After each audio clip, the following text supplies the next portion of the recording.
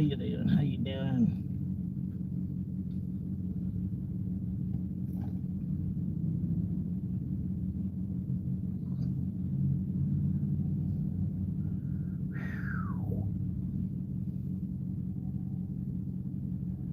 It's hot. Hot one today.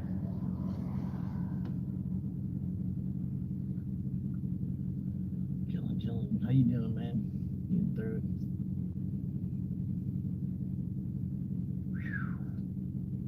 Waiting on this truck to move because he's got his headlights shining. It's just fucking everything up. So I'm hoping he doesn't sit there for like 20 minutes because it sounds like he's got a diesel, so it's probably paying like $6 or $7 a gallon. Ooh, 6, 7. Yeah, anyway, he's probably paying like $7 a gallon to sit there have his truck idling. So hopefully it won't be too long.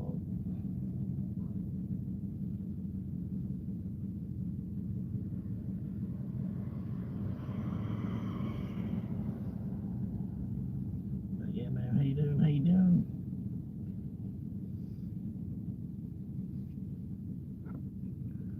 Gonna get through another weekend. You know what I mean? We're almost there. But yeah, I was thinking, man, like honestly, dude, if the dude he wants to just keep putting me on the schedule one day a week, I'm cool with that. To be honest with you, hell, I don't know.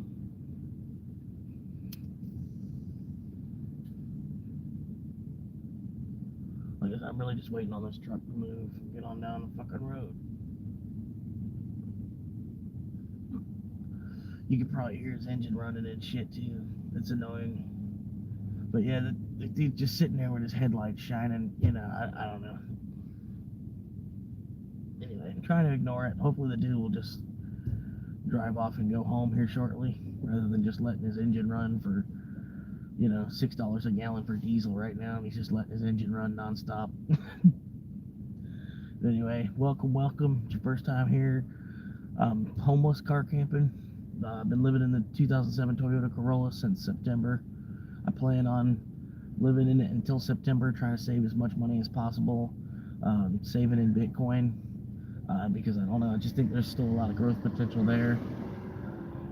I don't know. You gotta risk it. You know what I mean? You gotta put your money where your mouth is. So I figured I went about as extreme as you could possibly get, and basically I'm living rent free to save in Bitcoin as aggressively as possible. And it hasn't been so bad for the most part. After each month that goes by, you kind of get used to it. But yeah, thank you for checking me out. Currently working in retail, and then I'm also driving around for Uber as well. On top of that, so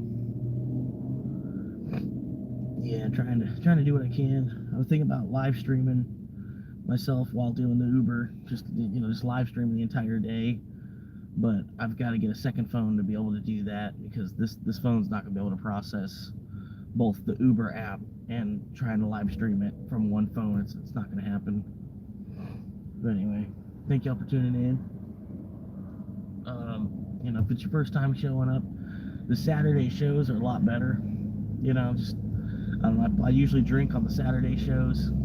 Not that I'm really that big of a drinker, you know what I mean? But if I am drinking, I try to save it for the Saturday show just to kind of make the Saturday show a little bit better. But yeah, as far as that, pretty good day. I got four deliveries I ran through Uber, so ended up making like $32. I did have a fifth one I grabbed. It was $8.75, but I don't know. I went to the subway and they just couldn't get shit together. Like it was just one person working. You know what I mean? I tried to wait. I waited about 15 or 20 minutes, but they still didn't have anything together, so I just had to cancel that order because it was getting too close to the live stream. I don't know. It's kind of dumb, but whatever. You gotta keep your priorities in line. You know what I mean? This is honestly more important to me at least. So, but anyway, how y'all doing? Welcome back. Welcome to the show. I had a couple viewers for a minute there. I don't know. How you doing? Appreciate you stopping in. Um, sure, trying to upgrade my phone. Looks like I'm gonna have to wait one more check before that's gonna happen. So just bear with me. It's gonna be another 2 weeks or so from now because today's check just hit, and it was about $100 short of what I thought it was gonna be. So anyway, I gotta wait till one more check to come around, and then I'm planning on upgrading the phone. The phone itself will have more RAM, better megapixel front camera, as well as the camera itself will be better. It'll have better RAM, and then the phone itself should have better service, just flat out, just being a newer phone with a newer operating system. But I don't know. We'll find out. I appreciate you bearing with me in the meantime. You know what I mean? I'm homeless, living out of my car. You know what I mean? I'm doing what I can. Um, but yeah, the Uber's not too bad. Like especially because like I'm in the car most of the time anyway. So it's more or less a cure for boredom to log on to Uber and see whatever happens as far as if I get anything that's worth running around. With gas prices being as high as they are. But sometimes it looks like I'm the only driver in this town because I'll look and then they'll send me an order and I'm like, they only want to give $7 for that. I'm like, nah. I'll hit no on it and then wait about 5 minutes and it'll come back around to me and it'll be for $9 instead. So I can hit no on it the first time and then it usually makes it way back around. You know what I mean? I don't know. There's either me or probably like maybe one other driver. But anyway. But yeah, I've kind of learned that after a while now, here recently. If it's not a weekend day, I might be the only driver. So I've been kind of taking advantage of that. There's been some orders they've given me where it's like $9. That happened just the other night. They wanted to give me $9 to do it. Hey, how you doing, Sophie and Jake? Don't worry about it. It wasn't really like a life choice, but it's in and up. It's gonna be a very aggressive short-term move that could help me exponentially in the long term, because I'm trying to save as aggressively as possible in Bitcoin. I know everybody fights me on it, you know what I mean, but it's like a personal choice kind of thing, you know what I mean. If need be, I can stack 3 months rent basically, and I can move in somewhere, but at the same time, I don't want to be on the hook for over $1,000 a month right now. You know what I mean? I don't know. It's easier for me to want to save that much money than it is for me to want to work for it just to give it right back out to somebody else. You know what I mean? So I'm trying to do what I can, kind of stick to myself and avoid the majority of the threats of living on the street. You know what I mean? I do want to upgrade to a van, but I don't know. I was thinking about purchasing land just to get some real estate, just because it's not a bad idea to invest in real estate, like on a 10-year time horizon. But I'm not really trying to invest in real estate because I'm trying to invest in real estate. It's more or less because I want a spot that's mine. Like at the end of the day, when I'm ready to retreat for the day after running Uber orders or whatever, I have a place that I can go that's mine. Yeah, they can tax it away from me, this, that, and the other, but I don't know. I'm trying to save up some money so I can just purchase land outright, just flat out, without the house on it. You know what I mean? Instead of paying for 30 years for a house that I already know I don't have the money for, I don't know. It's stupid, but I appreciate you subscribing. I don't know. I'm trying to, like I said, I feel like I got a good story overall. The people that are willing to hang out and listen, they're going to see a good story, across like a 5, 10, 15, 20-year time horizon. If YouTube is still a thing in 20 years, I'm still going to be making videos, you know what I mean? Just even to document like an autobiography of my life for my own self, to rewatch and see where I came from and, you know what I mean? Kind of hold, I don't know, in a way, using YouTube as like a way to kind of retain like a photographic memory kind of thing. Literally, you know what I mean? Have a memory bank that's literally full of photographs. I don't. But anyway, I don't know. I've just kind of been doing my thing and working every day. Every day I wake up, I do a few Uber orders. the job itself, they just treat me like I'm a dog. So I'm trying to keep my ear to the ground if I can find anything else. But, as far as like, I spent hours and hours and hours on Indeed trying to find work. And it just feels like all the jobs that I'm applying to, they're all ghost positions, or they're sitting there trying to find that like one in a million candidate, because they really don't need to hire anybody, but they still got to hire, job posted on the hiring board so that they can find that unicorn candidate when it does come along. You know what I mean? For like one reason or another, I just flat out can't even get the interview. So it's kind of a waste of time to be spending any of my time trying to chase around one. Basically, it's kind of stupid, because it's like I do want to work. I would like to make money versus not in a day, but they put this stupid application process in the way to discourage you from working, before you even get the chance to like get to the job site, show them what you can do here, there, or wherever. There's this stupid personality, you know what I mean? You've done a job application, I'm sure, but it's just they've overcomplicated what is really just supposed to be like kind of a meet and greet for the job itself. I don't know.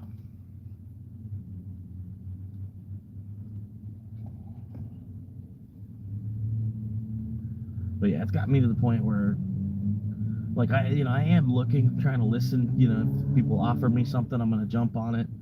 But I know, unless you have like a line in with somebody, it's usually not gonna work out. You're going online and doing the application for like no reason, because you don't already know somebody that works there. So you're not gonna be able to get in because you don't already know somebody that works there.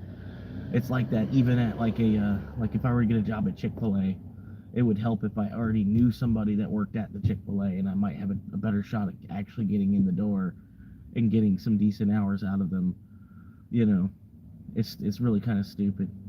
They've got us competing with each other on that level. But I don't know. That's where I'm kind of happy where I'm at. I just wish the guy would give me a little bit more.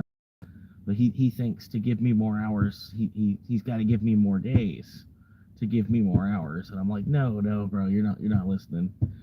You know what I mean? It's really what I would like, since I don't have any kids myself. I'm not trying to take. I don't need 40 hours, because I'm not trying to take time away from somebody else that does need the time more than me. You know what I mean? But really, what I'm trying to get is 3 10s, so that way I can come in, I can work, I can bust ass. Hey, Fizz, how you doing? I'll read that in a second. Hang on. But I can come in and bust ass for my 3 10s, and then the other 4 days a week, I don't even have to worry about the place. You know what I mean? Unless it's on fire, and even still, I wouldn't have to worry about it until I go to clock back in when I show back up. It's like, oh, the building's not here. Okay, well, how am I going to clock in? You know. True, I got the best job I've had so far from one of my dad's older friends. Yeah, and it's like the world's already kind of moved to that point where it's all about who you know, even for small positions. You know what I mean? Not that I'm saying what you're doing is a small position. I'm sure, you know what I mean? Probably had to still fight like 5 other guys to get that position, maybe. You know what I mean? I put in my 2 weeks. This week, I will be off on my adventure for who knows how long. Just driving around and exploring. Hell yeah.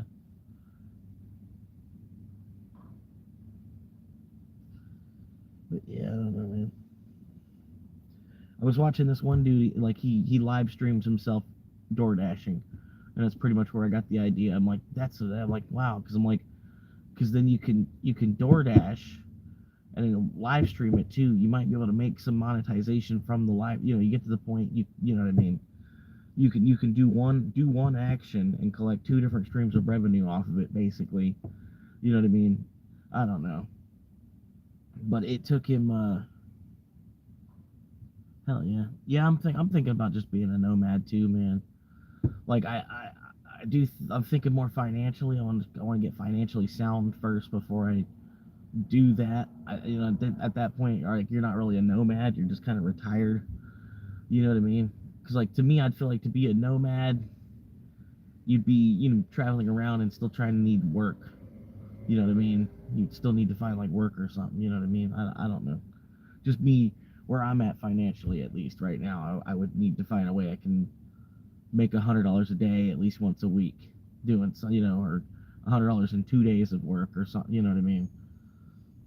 But yeah, just because I don't know if I could. I don't know, man.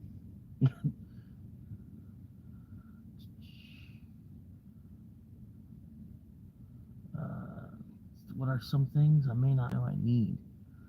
Heading into summer, you're gonna need a way to just keep yourself cool. It depends on which state you're in, but I'd say that's your number one concern. Probably like after hydration would be just ways to cool your body back off. You want to find shade, have all your have shade pre-planned in your head. Um, it might be better for me, at least. I know like between like 12 and 3 p.m. I need to be parked underneath a tree. Or it could be beating up my engine more to run my car, have it in idle, and have the AC on. Which that's not. I don't know. I already do too much of that. So I try to just put the windows down and get whatever breeze I can to roll through the car. I would say, and in that, and in your bathroom situation, make sure you've got some sort of idea for when nature calls. You can, you know what I mean. You're less than 5 minutes away from a toilet at least, or that kind of thing. You know what I mean. I'd say that's really my biggest concerns. And I've been living in the car since September. I'm worried about the heat that I know is coming around the corner. Like how am I gonna sleep while sweating buckets? You know what I mean? Um, and then also, there's a little bit of a safety thing, but you'll feel an area. You know what I mean? You'll know like, okay, it's not safe to sleep here. I should keep going down the road. You know what I mean? Find a more woodsy area. If you can go somewhere where the cops aren't gonna bug you, you shouldn't have everyday people bugging you either. Because really, what it is like an everyday person will see you and then report it to the police because they're afraid, and then so the police will come and check out what you're doing, more or less like a wellness check. Just kind of respect them because they're in uniform. They're just showing up to investigate why there's a car parked on the side of the road more than anything. You know what I mean? So if you're all belligerent with them, they're gonna use that as disrespect. You know what I mean? And then start disrespecting you right back. You know what I mean? It's just keep a level head if the cops do, if you do encounter the cops. Um, I don't know if you got a way if you're thinking about ways that you can cook, that's plus. You know what I mean? You've got an advantage from me because I'm not. I don't know. I figure by the time I cook anything, it's time wasted. Granted, I'm not like I'm on the clock, making money constantly. You know what I mean? But if by the time I have to break down and cook and spend an hour between cooking and then cleaning up after myself afterward, that's $15, technically, sorta. You know what I mean? And then I could just roll over to McDonald's or Taco Bell for $5. So I feel like I saved $10 worth of frustration to just go to Taco Bell for $5. You know what I mean? I don't know, because there's nothing to clean. There's a paper bag. You just crush up the paper bag and then throw it into a trash can next time you're near one. Um, Try not to create a mess wherever you go. Try to keep your mess contained to your vehicle at least. If you are creating a mess, keep it inside your car. Just respect the lands that you're on. That's about it. I mean, just how to survive already. You've made it this far. You know what I mean? Just take away the walls. You know.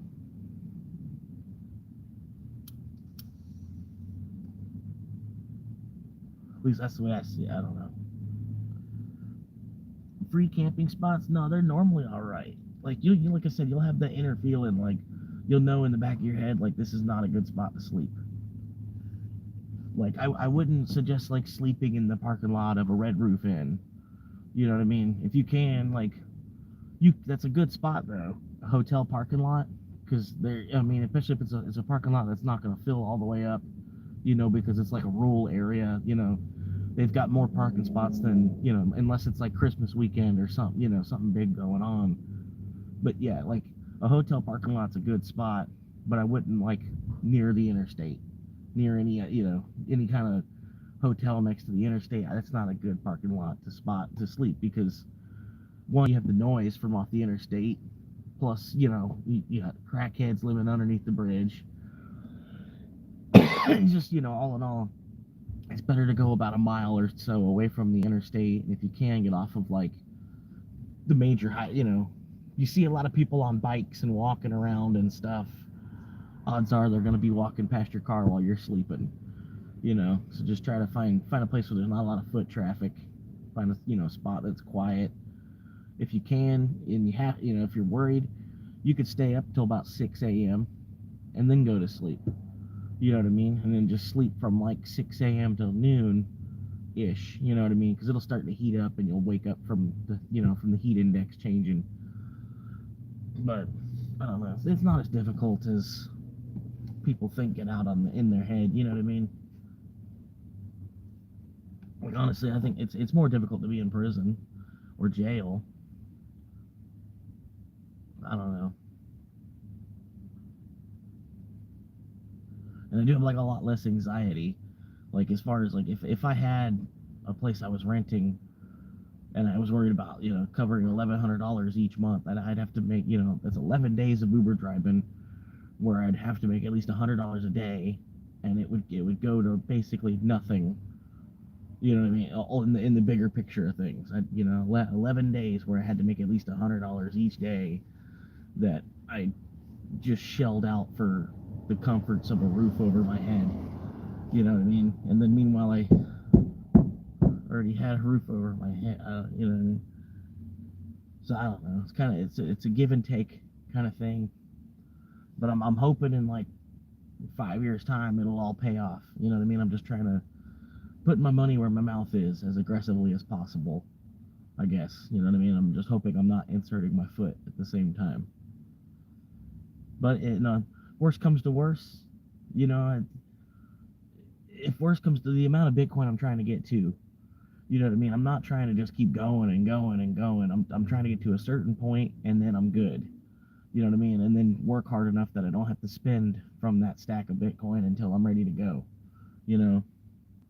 And right now I'm about halfway there. Hey, Jer Bear, how you doing, man? So I feel like for me to get the other halfway before the price escapes on me, because that's the thing for a lot of people, they feel like the price of Bitcoin's already out of reach. So they're not even worried about trying to get like a decimal of it, because they want like a whole coin. There's like a psychology to wanting a whole number. That's where I wanted 0.1. And now that I have 0.1, I'm trying to double it, because I feel like if I can double that, I'll be twice as better off.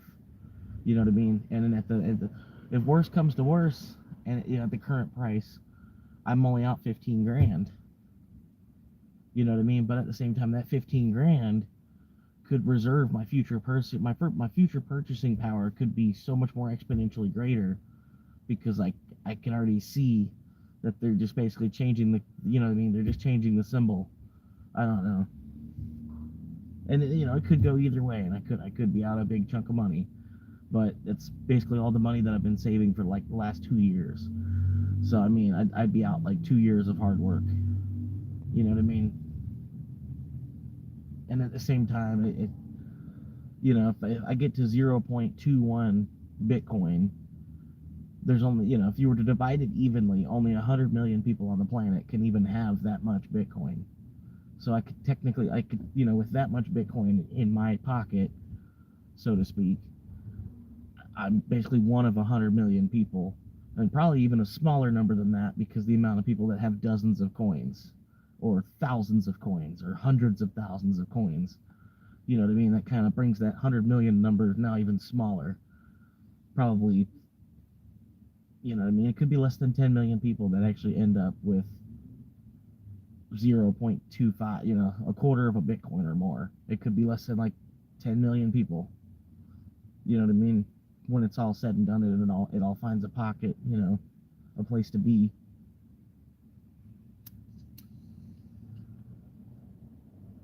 But I'll stop.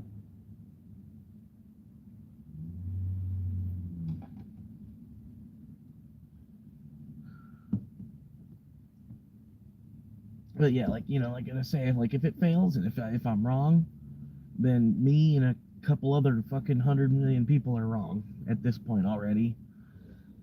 Because there's I think like 240 million crypto wallets or something like that. Like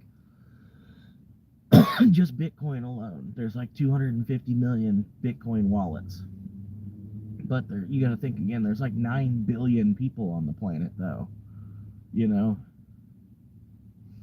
if they can see you sleeping in a car or something, what do we got? Hang on. Are you ever worried about all the laws for sleeping in your car? I've read about 3-hour limits in areas.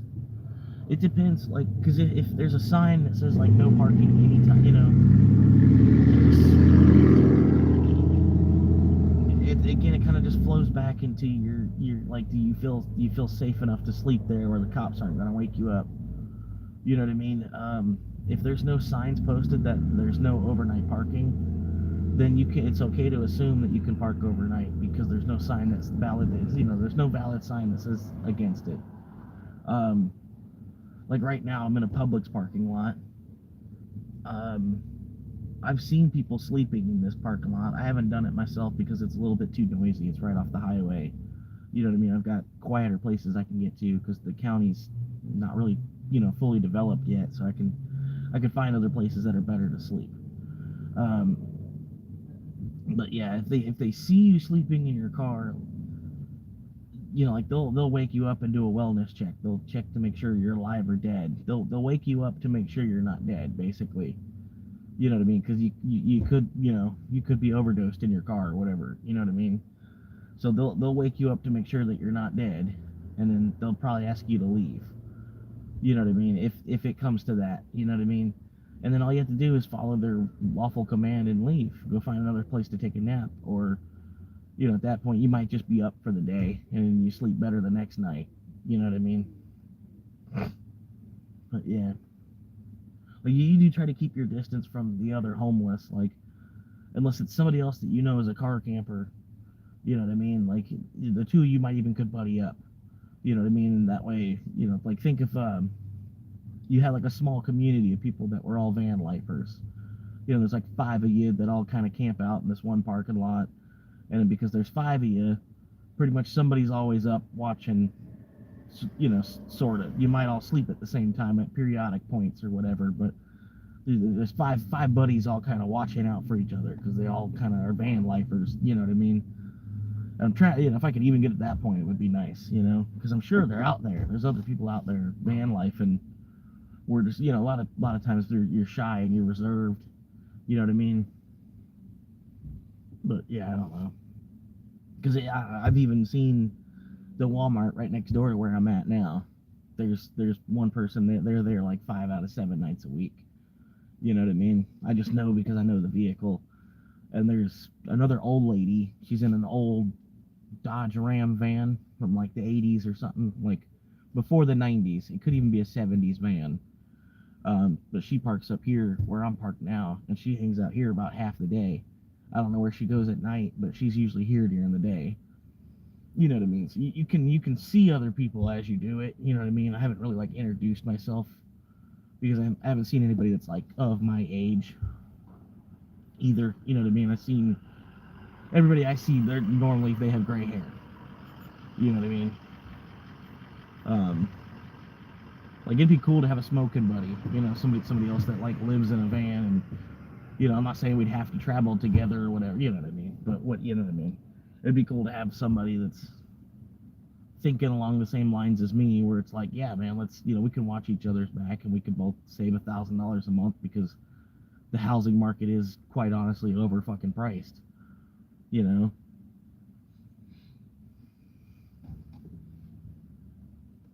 But yeah, it's like they're like, how much money do you make per month? And it's like, okay, rent is $100 less than that. Good luck trying to eat.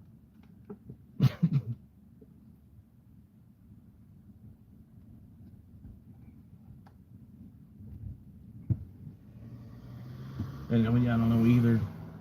We got this philosophy where either you work harder and you keep up, or you know you just, I don't know. But you know, you don't have to let yourself be like a complete bum either. You know what I mean? Like, fuck, only work for what you need. You know, all this extra, you're exerting more of yourself to impress who or what for why.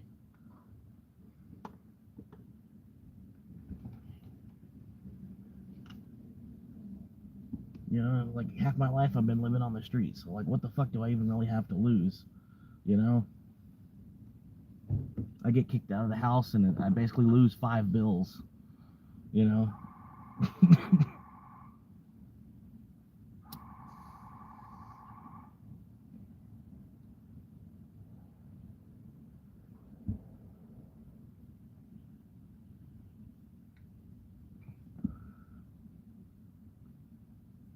I don't know, man. I mean, above all else, man, you just keep yourself hydrated and don't underestimate the heat. And then after that, keep yourself safe. I think even still, your biggest worry would be the heat than the safety, because I mean you'll know a bad spot and a good spot. Um, and if you're in a bad spot, just open up Google Maps and try to find rule. Try to find a way you can get 20 minutes away from where you are, and then you're like boom out in the boonies again. You know what I mean? Because that's the way civilization is. A lot of times it's like there's a big cluster in Chicago, but like as soon as you get 20 minutes outside Chicago, you're in farmland again. You know. And if you're not like inside some farmer's barbed wire fence, they have no reason to be shooting at you. You know what I mean? Just because you're a car parked on the side of the road, the odds are they'll stop and like ask you, "Hey, you need help? Are you broke down waiting for a mechanic or a tow truck?" You know what I mean? A lot of rural America is still like the way America is supposed to be. It's not, you know what I mean? It's not like people all trying to jump over, people trying to play leapfrog with each other in the cities.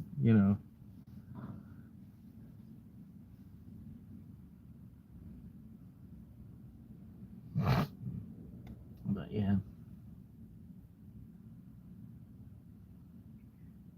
Yeah, I did Uber for a little bit, Jerry. I did like 4 runs. I signed up for a fifth run, but the fifth run it ended up being some bullshit. I went to the subway and there was 2 guys that got there like literally 20 seconds before me, and they were ordering for like 6 other people that weren't there.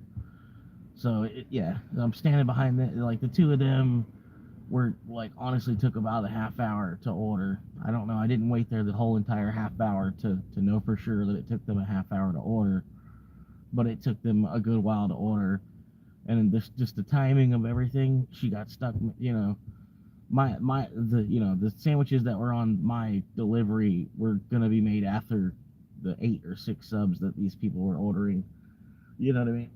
So I was like, oh my god. And the lady, she's there by herself. Like I can't. I'm not mad at her. You know what I mean? She's like basically getting overworked. They should have 2 people there.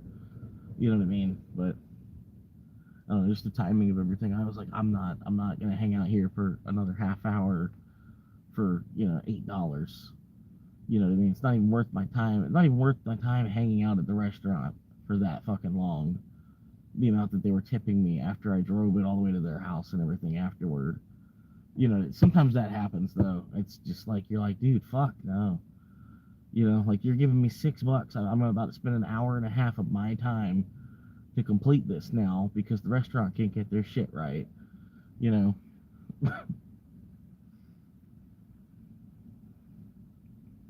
But yeah, that's the shittiest part, man. Like, I mean, after traffic lights and then just people in traffic, like, you know what I mean? Like, people with autism have driver's licenses and shit. But yeah.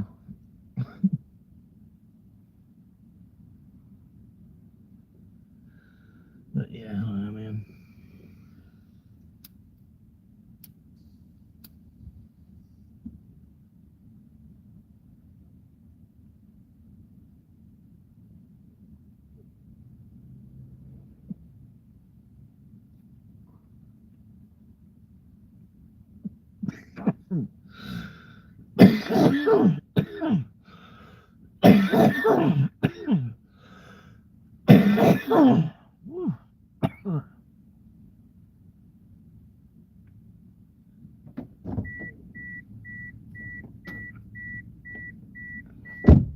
Oh man.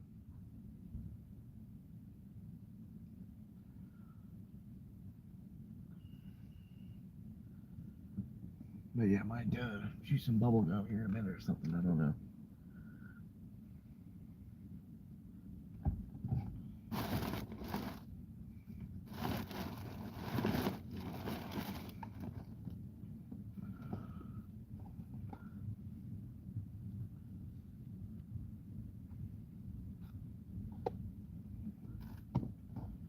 But yeah, pretty much Fez,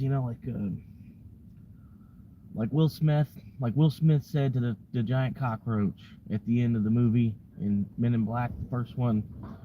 He's, how you remember he said, "Don't start nothing, won't be nothing." And for the most part, that's the case.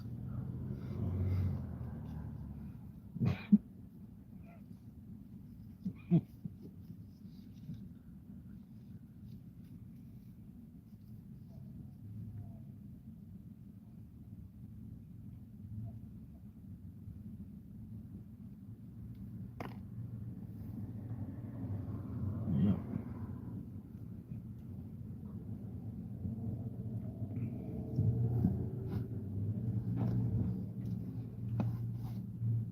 But yeah, I think the best part is, man, over time it gets easier. Like, it's rough, like most definitely it's rough, like your first 90 days, but if you make it to like the 3-year point, you'll look back and you'll laugh at yourself in that first 90 days and be like, what the fuck was I thinking? you know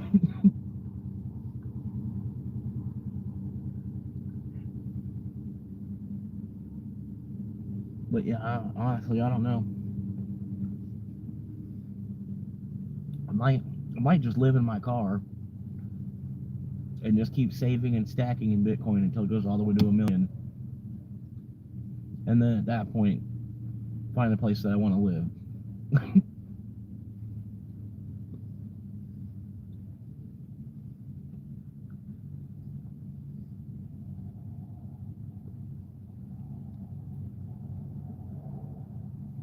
But yeah, it was a one streamer I was watching. He had a really good point. He said, well, like eventually, like when we get to a world where if we do reach hyper Bitcoinization, where everybody's just using Bitcoin, how would you pay capital gains tax? Like if you were to go and spend your Bitcoin at that point, like when Bitcoin is the currency, how would you pay capital gains tax? Because you wouldn't really be gaining capital, you would just be using your currency.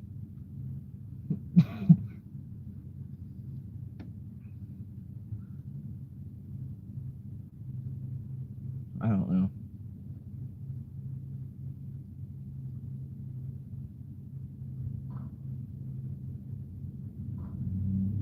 Like how can there be capital gains when Bitcoin is the capital instead? There was no gain on it.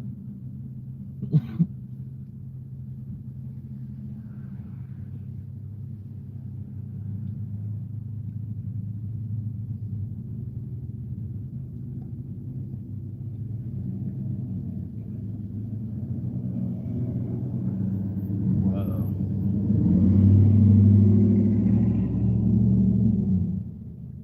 But yeah, it depends on the city too, man. Each city will have like, depending on how bad the homeless situation is in that city, they'll have different laws about what you can and can't do.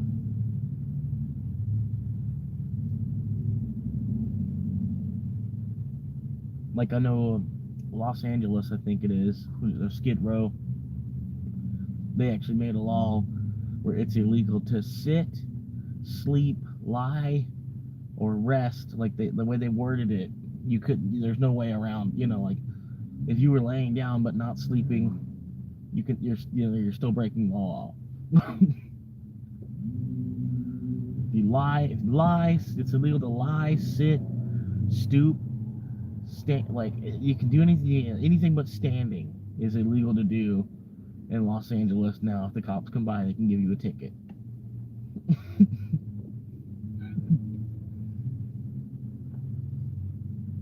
That's hilarious to me, because I feel like a human, you have a basic right to be able to sleep. You know what I mean? Like It's not even a right. It's like a law of nature. The human needs to sleep. You know, natural law. It's not even a right. It's like natural law that any living thing needs to sleep. Besides maybe like a plant, but even plants sleep. You know what I mean? If you have a marijuana plant, you'll know exactly what I mean. They do need like a night cycle. You can't just. I mean, you can nowadays. You can grow them 24-hour light, but I still feel like you're going to build more trichomes in the dark.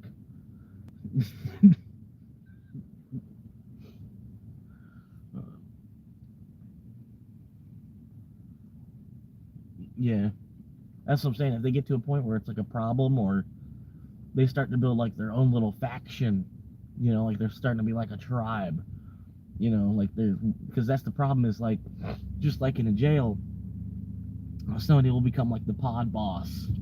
You know what I mean? That's basically what happens in the little homeless camps. Is somebody ends up being like the higher up or like the elder. You know what I mean? And that's the bigger problem is because then they create their own like judicial system and everything. And there's certain things homeless people will do that people that live indoors wouldn't. You know what I mean? And so, like, say you stole something from somebody else in the camp, they would decide to have like tribal justice between, like the I don't know, you know what I mean? Not necessarily, you know what I mean? But one of the things that they try to avoid is like a mass clusterfuck of people, basically creating their own cult or basically, something.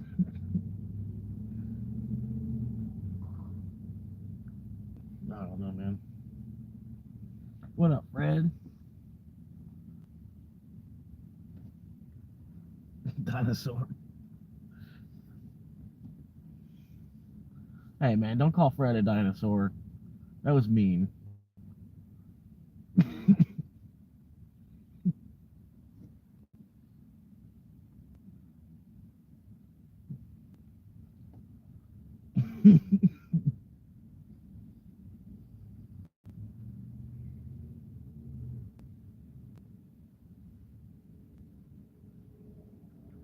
Yeah, like we're all just kind of stuck in a lizard race anyway.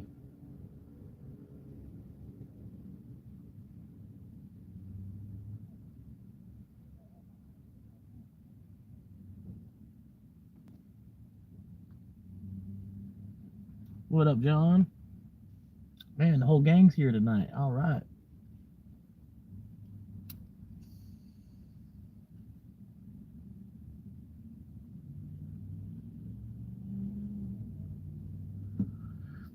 But yeah, I don't know.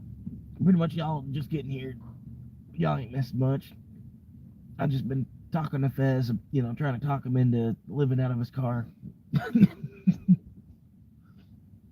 Trying to teach him the ropes.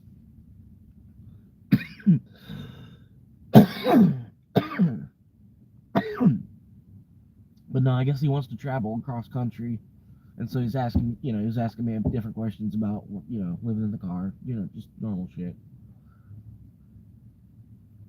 Which I'm for it. I mean, me, I don't like driving someplace that I don't know, but with GPS and everything that there is nowadays, it's, I mean, you can figure your way around as long as your phone is charged. You know, Granted, you might be somewhere out in the middle of the boonies, somewhere where your phone loses signal, but I bet you can still, look at the map hard enough and figure out like where you are after a while. You know what I mean? Kind of get your resemblance of where you were right before you lost, right before you got lost, you were here, right here. You went through this. Oh, I made a left. I should have made a right there. So I guess I'm gonna have to go back for about 30 minutes till I can go back to where that right hand turn was. That literally happened to me. I still gotta find a place. Like I've got a couple, got a couple places in my mind, but I'm gonna make sure the legality of it all. But yeah, I think it's different. It's different if I'm like trying to stay the night there. than if I'm just like poking and prodding around for like 3 or 4 hours making a video, you know. But I'm still trying to like find a decent place somewhere. There's this old abandoned church, at least there used to be, but I'll have to drive out there and see if it is. If that's still the situation. They might have fixed it up, or they might have tore it down. But yeah, um, in Trevorstown, GTA. Closest place I've ever seen was a place called Leesburg, Florida. That is kind of the closest I've seen to Trevor's neighborhood.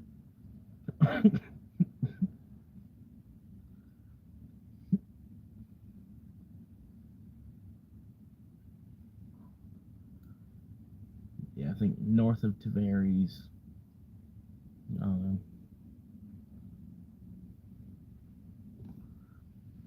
yeah,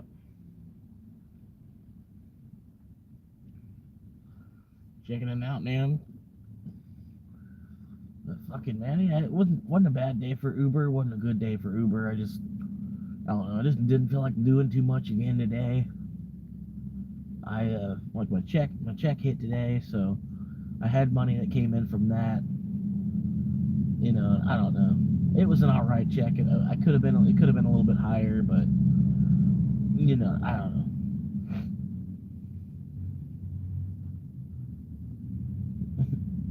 know. Harry Balls, Kansas.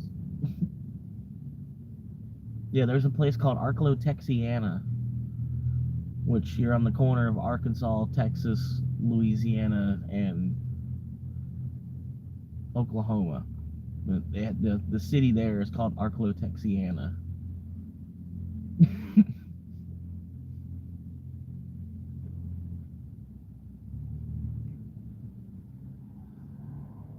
But yeah, we got a lot of crazy names here in America just because of the natives that were here before us.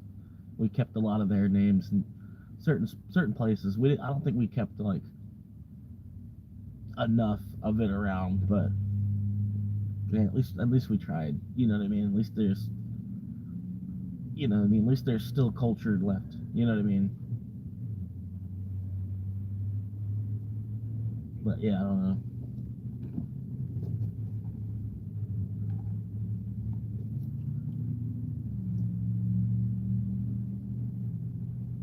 But yeah, it's funny. It was like another live stream, and the guy was talking about. He's like, like they were talking about gas prices or something like that, and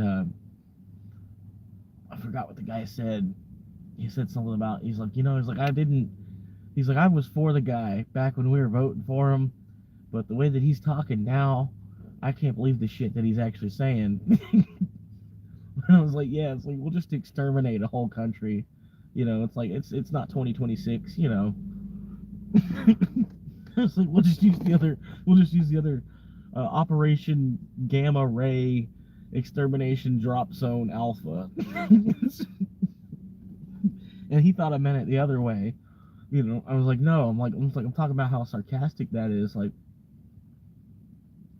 honestly, I think he was saying it because he's the only president for a while that even could. You know what I mean? But now they got it on script, they got it on record of Trump saying, like, well, we'll just fucking exterminate a country. If we need to, we can just exterminate a whole fucking country like that. You know, just to like, I don't know, for us to assert our dominance, I guess, for the next 20 years again or something. It's like, just it's so stupid, man. Just like Trump would be like one of the only people that would even say something like that. It's crazy as fuck that he's actually the president too. It's like,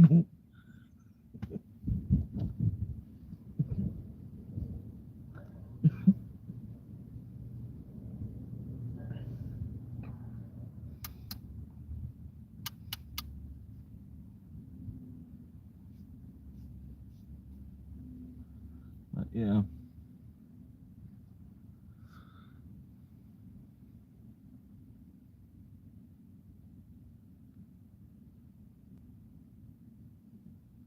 Operation Gamma Ray Drop Zone Alpha. Gamma.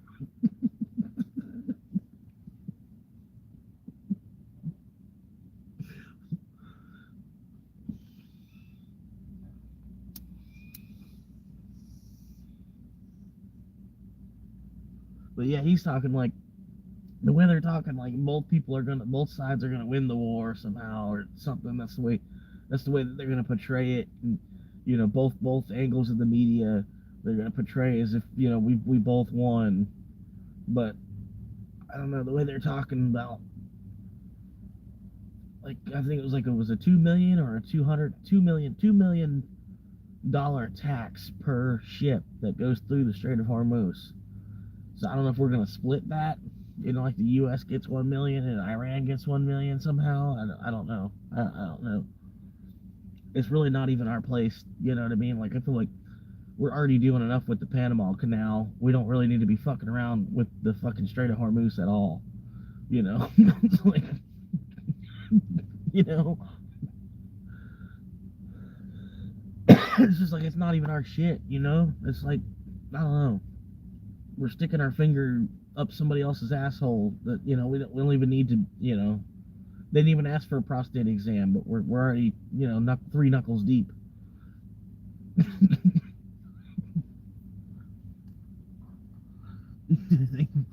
Do they think someone behind Trump is pulling his string? No, he's honestly, I think he's just going senile at this point. Like I think this whole, even before before he actually got elected into office, I think that's why they put him up against Kamala, for like an easy knockdown target, because he was already starting to lose it at that point. Like all he could do was be like, oh, Sleepy Joe, Sleepy Joe. Like all he could do was bash the other candidate instead of like talking himself up. Like rather than representing himself and talking of what he was gonna do, he was more or less just bashing the other candidate, and then he was saying something, like, oh, golden age, golden age for crypto, and so he got a lot of Bitcoiners behind him, and basically all he did was come in and pump and dump the fucking shit real quick. Him and all his buddies just come and put about $1 trillion onto the market cap, and then withdrawed it all real quick, and just basically rug pulled everybody. Yeah.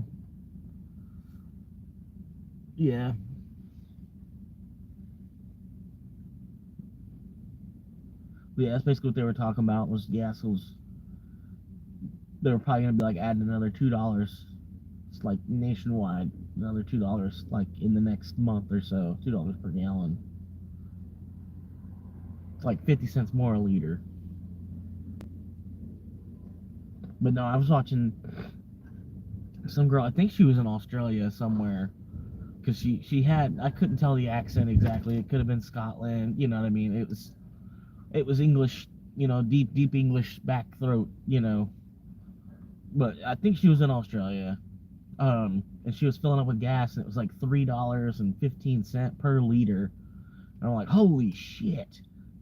I'm like, they're paying like $12 a gallon there. But yeah, 7:35 in LA. I mean, everybody's on their bicycle. Everybody's walking. And then, like, the people are on the road still, and somehow there's still mad traffic. There's mad traffic where nobody can move.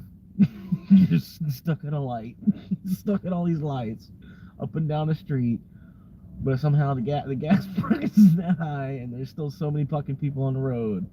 But there's a bunch of people walking up and down the sidewalk at the same time too. I'm sorry, I'm not trying to be rude. I can imagine that's probably exactly what's going on there right now.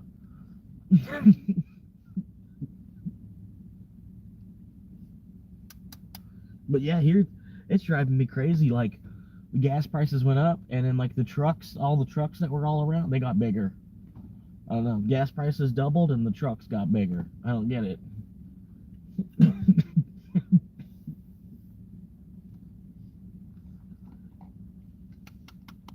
You'd think you'd see more golf carts because the gas prices are going up. People would just get their little Tesla golf carts out, or their mobility scooters. Be a bunch of mobility scooters all over everywhere. Yeah, bro. There's still traffic and people everywhere walking.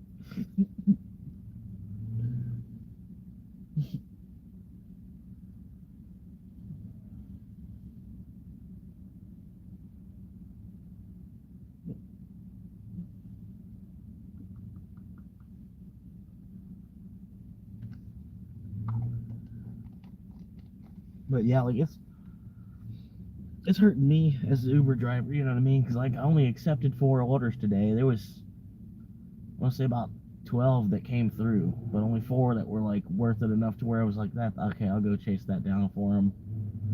But yeah, every order that comes through, I gotta like seriously contemplate like which way is it going, how hard is it gonna be to get in. I gotta make a double U-turn to get into the parking lot, and then I gotta make another U-turn to go back and face the direction that they want me to drive it to.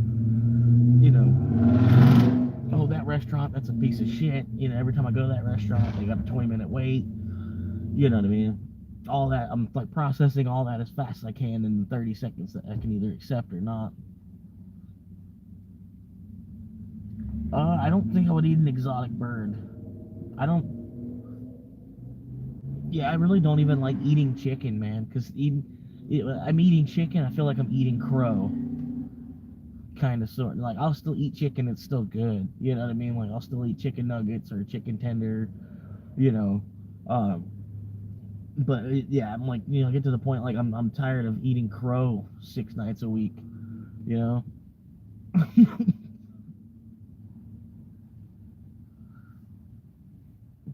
But no, I would never eat no like any kind of bald eagle or even a vulture, a fucking penguin, a pelican. You know what I mean? Any kind of bird. I don't know. It's just wouldn't think it'd be really substantial in the first place. You know what I mean? You would probably need like five blue jays would probably be a meal.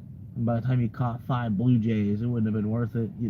You'd have been burning more calories than you would have consumed trying to catch 5 blue jays or whatever. You know what I mean?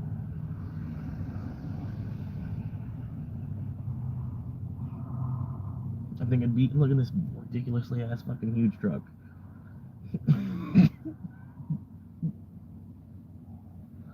This truck like they're pulling something.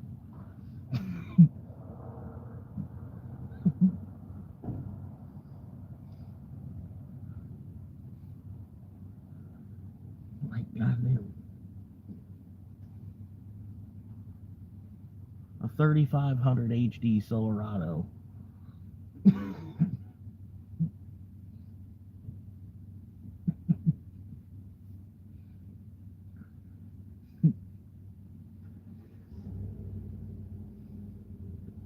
It's ridiculous. Some lemon pepper chili, that sounds pretty good.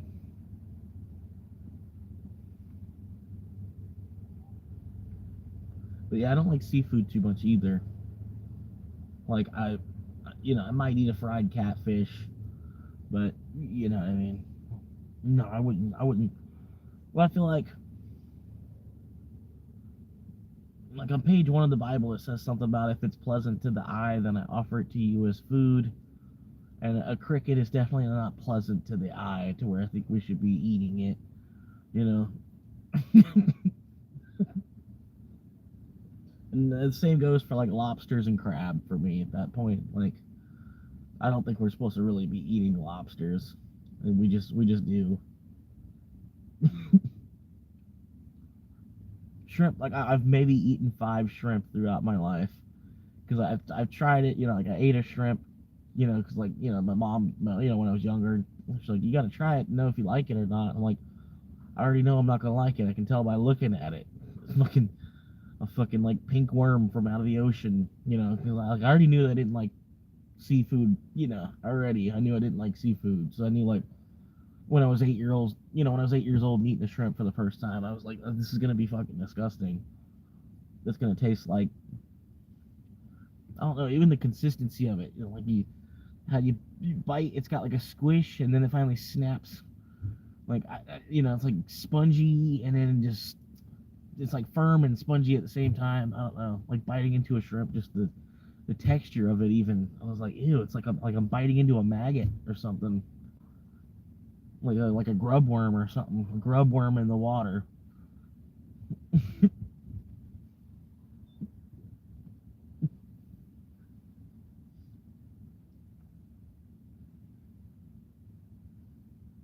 But yeah, I don't know, man. Not that I'm really like some super huge Bible thumper. Y'all already know that, but like I don't know. There's certain stuff in there. I'm like, there's some good sense to that, you know.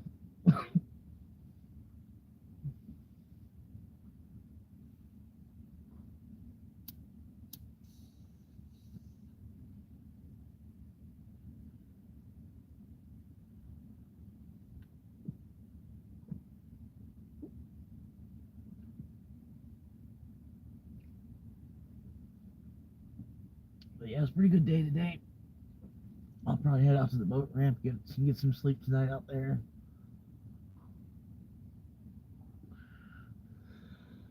I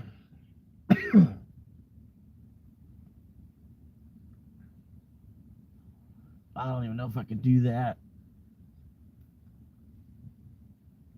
I've seen video of it. I think I would have a better chance of just eating a Carolina Reaper.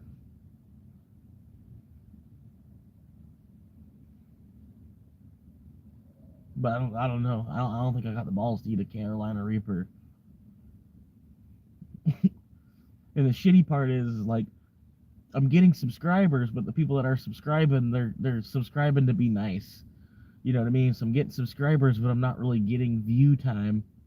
So I might end up hitting 1,000 subscribers, but still only have like I still on might have like 50, I might have like only 1,500 hours viewed, which they got a thing like you need 4,000 hours viewed in 1 year.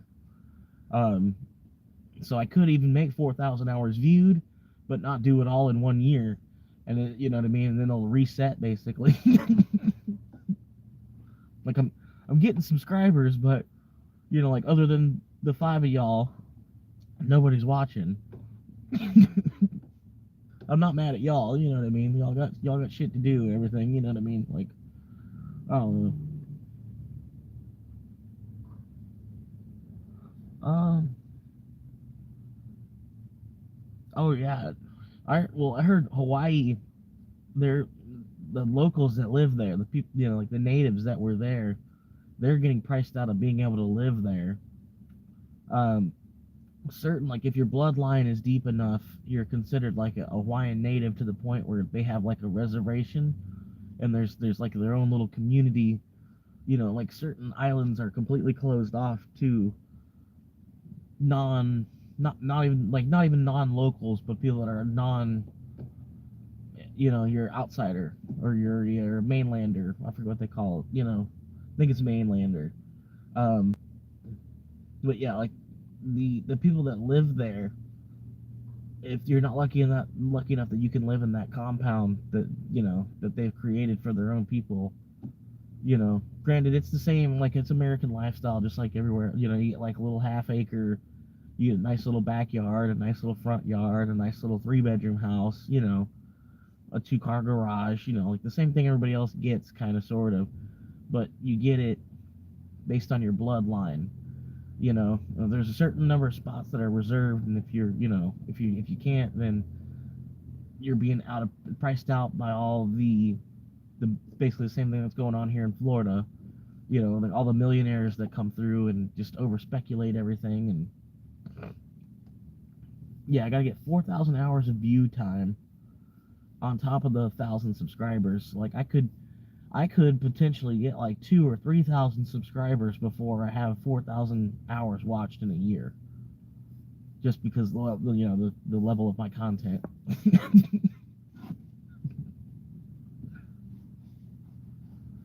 I don't know. I'm trying to branch out a little bit, trying to, you know, think of ways I can make other videos that'll I'll hit more of a broader audience. But it's a slow thing too. You know what I mean? It takes about. I heard one guy today. He was talking like it took him about 4 years to the point where he was finally making about $1 a day from YouTube. It took him about 4 years to get to the point where he was making 300 a year from YouTube. You know, I'm like, oh man, you know. But I don't know. I know, like I know another person that I used to be a coworker with, and they've only had a channel for like 6 years, but they've got like 20,000 subscribers in that time. You know what I mean? So I don't know.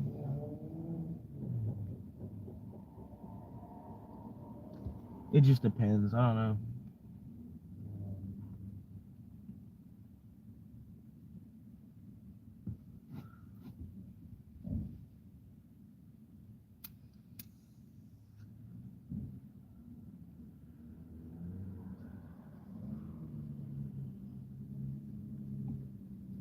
But yeah, I don't know, man. Just viewer engagement is a whole other thing.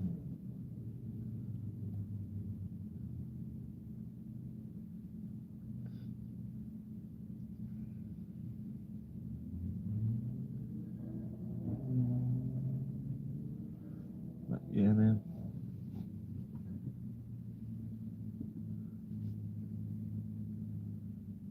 But yeah, basically the guy was saying he'd been doing it for like 9 years. He's gotten to the point now where he's got like over 100 viewers. Like he'll go live and have like 100 viewers steady. Between like 100 and 150. I mean, after about 10 minutes of going live, the crowd gets there or whatever. He's only got about 10K subscribers, but he gets between 100 and 200 concurrent viewers. So I don't know.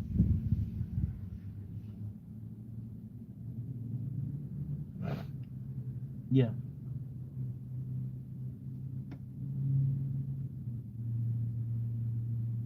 and that's all I'm after, to be honest with you. I don't know. Like you remember that one dude, he came in here and he was talking about, oh yeah, I go to like $100,000 a year private school. I was like, well then get the fuck out of here. Like this ain't the channel for you, bro. He still ended up subscribing. He's still a viewer and stuff. And like I kind of ripped on him. You know what I mean? I was kind of an asshole to him, and he's still like trying to show at least a little support. I feel like a complete dick about it. But you know what I mean? I was like, get out of here, dude. This ain't for you.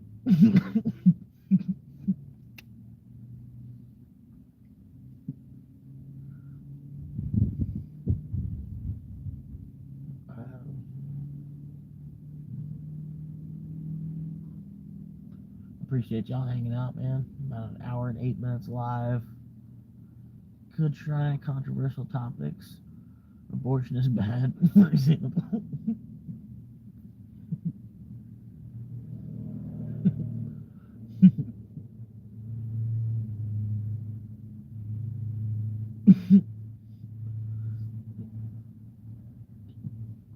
Just like ask like I don't know, some really really really off the wall, the most obscure question you could possibly think of that people should without a doubt 100% say no to, right? Just like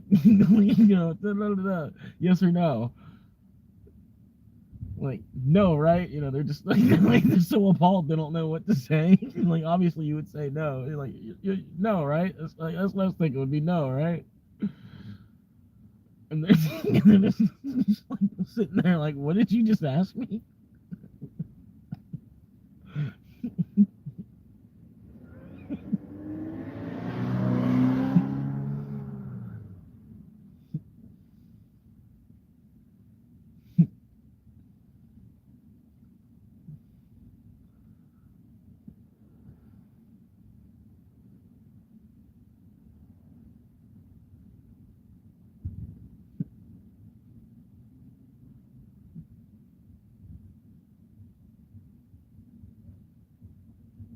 Um,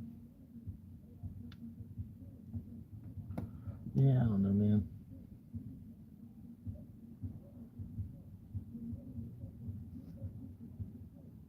Because really, I don't know. I gotta find topics I can talk about. Basically, if I can just like I don't know, whatever topic I can think of to talk about. I don't want to make a script or nothing. I want it to just be all thoughts that are flowing out of my head. You know what I mean? I don't want to be like reading off of, like I wrote down an essay and now I'm reading off of the essay and to make a video on a particular topic. You know what I mean? I'd rather just be it's a topic that I at least know enough bullshit about that I can speak bullshit back about it. You know what I mean? I don't want to. I don't know. That's why I figured the video I posted today would probably be like it might be a good video. It might actually hit 1,000 views because it's a crypto video.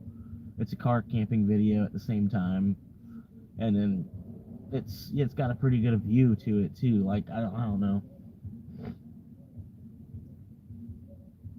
Because honestly, I think if there was more people like me, that they'd be willing to just rough it in their car for like the next 2 or 3 years to put as much money as possible into Bitcoin. And then, like, granted, it might take 10 years to pay off, but just for like 2 years' time, make yourself uncomfortable, and then right after that, go right back into living in somewhere. You know what I mean? I don't know. It'd be just a temporary thing, just to put money beside. I don't know. It's stupid, but I don't know. I figured it'd be different. It was different, different from what I normally put on the channel as well. It's still my style video. You know what I mean? Like you could tell that I made it. You know what I mean? But I don't know. It might hit a slightly different audience. They might put it in front of slightly different people that haven't seen my stuff yet. But yeah, I've noticed. I was looking at the algorithm a little bit, and YouTube is not doing the best job of promoting my channel. Like, granted, I know I'm still a small channel, but based on what I'm seeing from other people that are creators, they get about 75% of their 75% of the views that they get are from people that are not subscribed. So they get more views from YouTube recommending a video, right? And it's a video you click on, you watched, but you didn't actually subscribe to. You know what I mean. You get it. But for me, I'm getting more views from the people that are subscribed, which shows me that YouTube's not even trying to, like, not aggressively at least. They're not trying to find an audience for my videos. They're just letting my videos go to the audience that I already have. You know what I mean? Because honestly, it shouldn't be 50-50. I should have more views from people that aren't subscribed. I feel like. I mean, granted, my shit kind of does suck. You know what I mean? But at the same time, I don't feel like YouTube is. I don't know. I feel like, honestly, YouTube must not like me to some extent yet. You know what I mean? Because it's opposite from what it is for everybody else. You know what I mean? I don't know.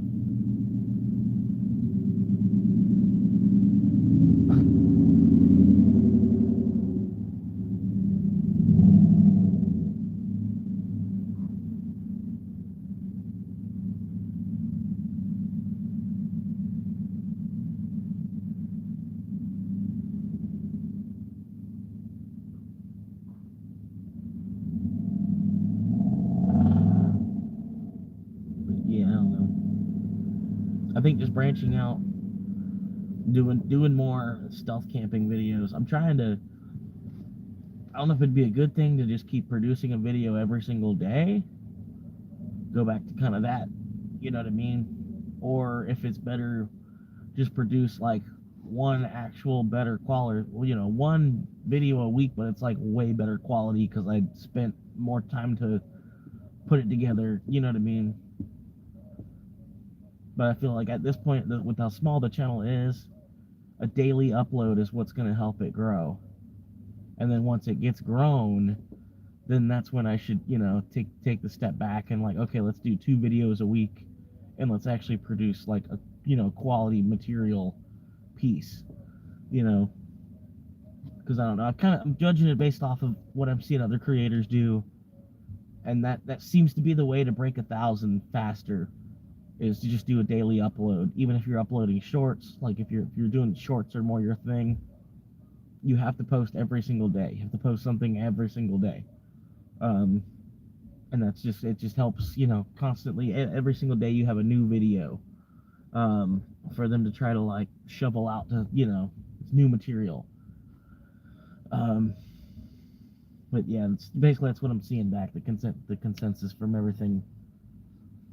But yeah, like what Jerry's saying, like I don't want there to be just like a bunch of slop coming out of my channel too. You know what I mean?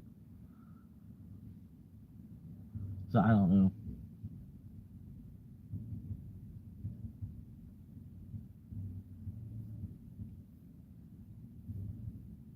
Yeah, and that's about what I'm thinking too. So I could do like, you know, just me branching out a little bit because I do want to keep the Chronicles going until like episode 100 for whatever reason or another. It at least helps me. Honestly, I don't have to create another title. I don't have to think up a title for the video because I could just put the next episode. You know, because honestly, Chronicles of a Homeless Uber Driver, I feel like it should be hitting harder than it is anyway. You know what I mean? Like the Chronicles of a Homeless Uber Driver. But the thing is, there's actually a lot of people that are in that same situation. So I'm like one of millions still. You know what I mean? So I understand that.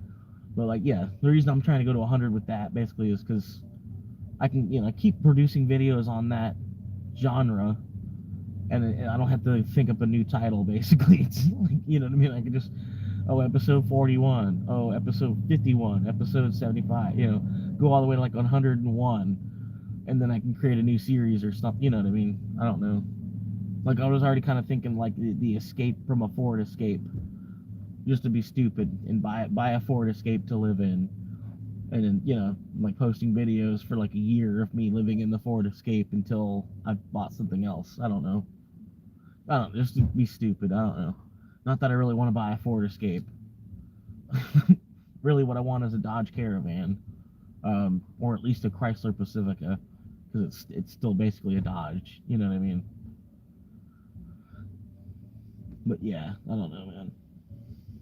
But yeah, I'm thinking the car between car camping videos, car camping slash stealth camping, keeping the Chronicles going, maybe doing like a one, you know, shoving all my driving into 1 week, you know, one weekly episode of the Chronicles maybe, and then I might do like the haunted house idea kind of thing because I'd be hitting all kinds of different audience with that, potentially at least, you know, like you think you'd get like people that are into exploration, ghost hunting, you know, maybe demonic video, you know, they'd all be watching the ghost hunting videos that I make, you know, or whatever, you know, historical references, you know, there'd be comedy at the same time too, to some extent. You know, I'm at least something to laugh at if I'm, even if I'm making a bad joke.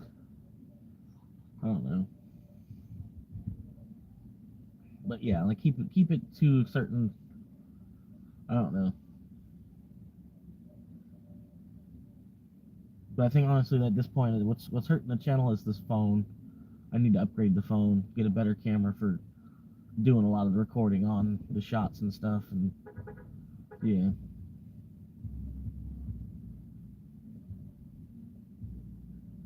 Like a selfie stick slash tripod would definitely be a good investment.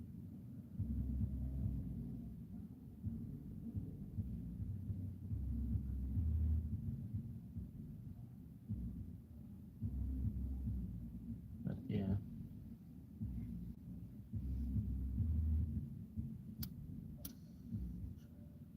And then I might go to live, just do like one live a week, but I don't know. I get bored, and I like to go live. You know, I like to go live to try to find new subscribers, and you know what I mean.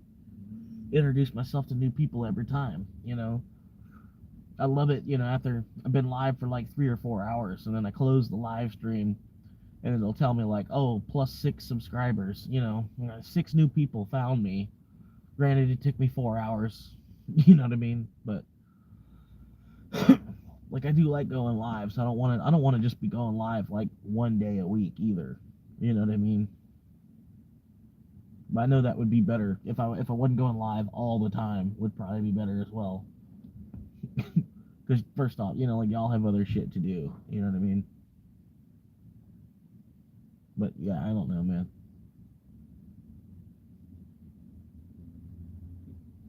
But like from what YouTube is showing me, I should probably go live an hour sooner than what I am. Yep, 500 real close.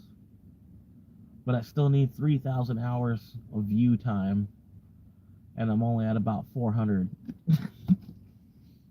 So I think I'll cross the 1,000 mark. I think I'll cross the 1,000 mark before they even. I still won't even have memberships opened up. I'll be over 1,000. So I don't know if yeah. So I was thinking maybe I should pump out more of the black screen videos. But this phone can't even.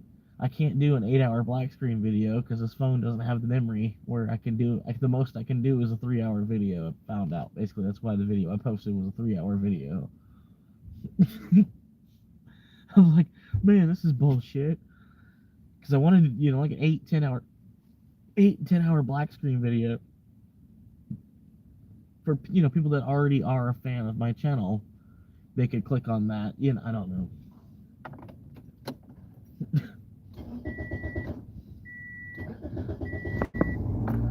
But yeah, I don't know, man.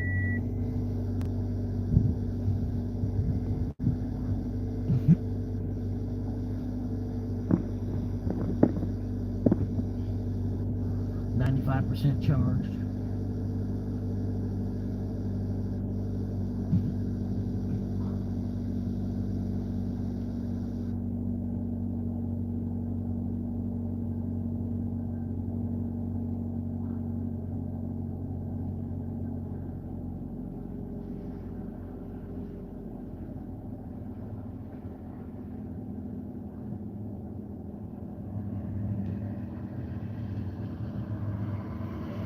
Yeah, Tractor Supply's closed, bud.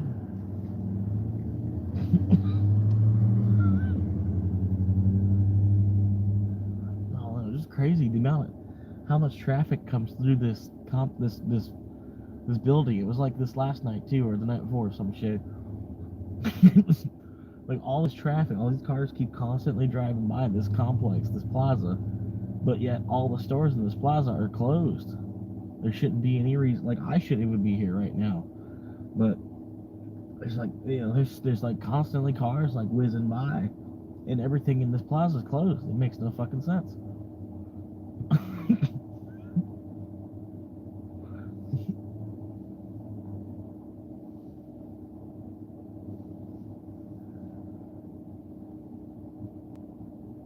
But yeah, now I'm worried about my car battery.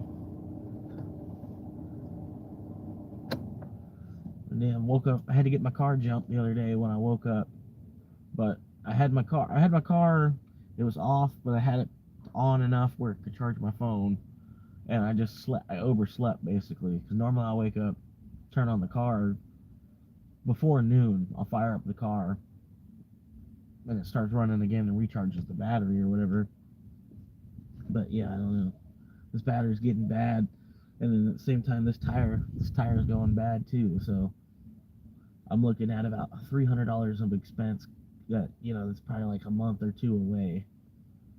You got to replace this tire and replace the battery. I don't know, man. And then the insurance bill's coming up too, so I gotta cover the fucking insurance on the damn car too. Like, I almost want to just turn it off, but I know if I turn it off, I'm gonna be paranoid. You know what I mean? Everywhere I go, I'm gonna be like, because the cops could show up, for whatever reason, and then decide to give me shit. And I don't have the insurance, but I know that'll happen just because I don't have insurance. I don't have the paperwork to show them. So it's better just avoid all that anxiety for $1,000. Discount at work. Yeah, I can get a discount on the what did I say I needed? A tire and a battery. Yeah, I can't get a tire, but we have like tire companies that we do work with, but I can still get I bet I can still get a tire cheaper just to go to Walmart. But yeah, the batteries at my store, I don't know, man. I don't know if I can trust them, because it's just crazy how many, me working there, we get a bunch of batteries that'll come back People trying to come in about their warranty and get a replacement and this and that and the other. And it's crazy how many of our batteries come back defective. I feel like. So it might not be a good thing to buy one of our batteries. I know Kev was telling me the other night, interstate battery would be the good way to go. I should technically look for an interstate deep cycle marine battery. Would be better. Like, it'll still start my car because my car won't need too much power to kick over. But the deep cycle marine battery will be better for like the long-term use of like how I'm trying to charge my phone. You know, like you know what I mean. It'll last better for trying to do stuff like that. Whereas the other batteries, they'll be more like a quick, here's a good jump, like here's a big jolt of energy to help turn the car over.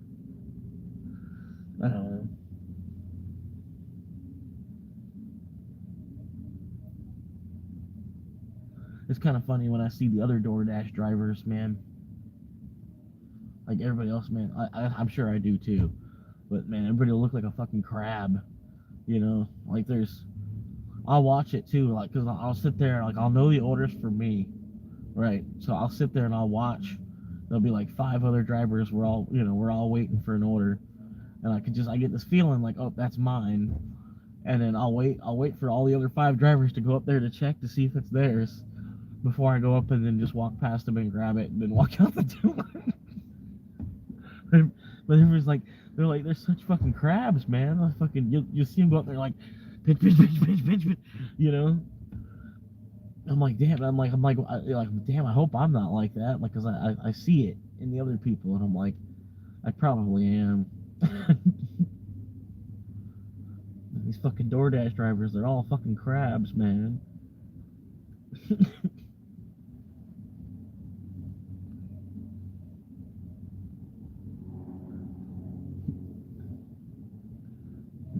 I gotta go because I need money. I need money for gas. I don't have any gas, so I gotta get some money to put in gas. So I gotta go. So we gotta go so we can get some money to gas. The gas is money. The money. So we gotta go so we can put some gas in the car.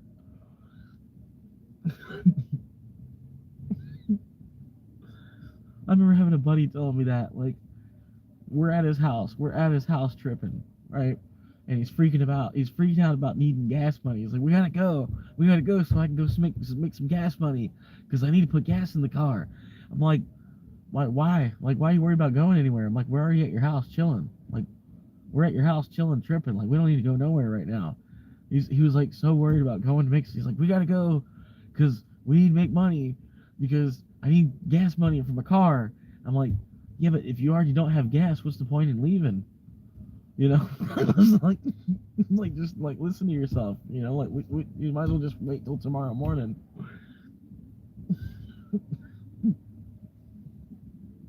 I gotta go because I gotta make gas. Find a way that I can make money real quick so I can put it in my gas tank.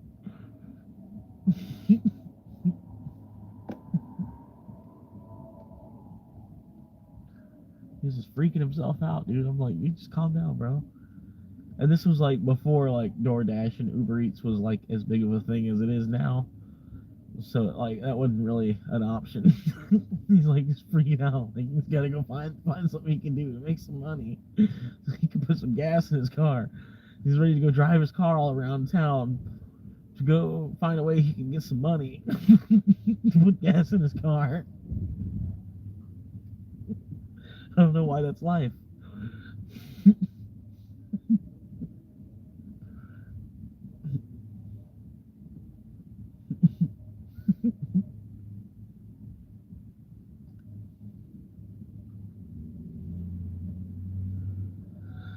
Hell yeah, man.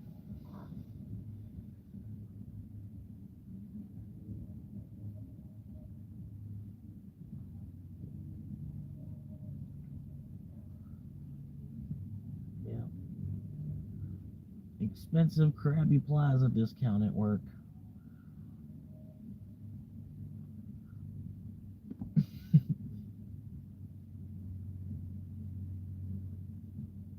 Very very expensive Krabby Plaza discount at work.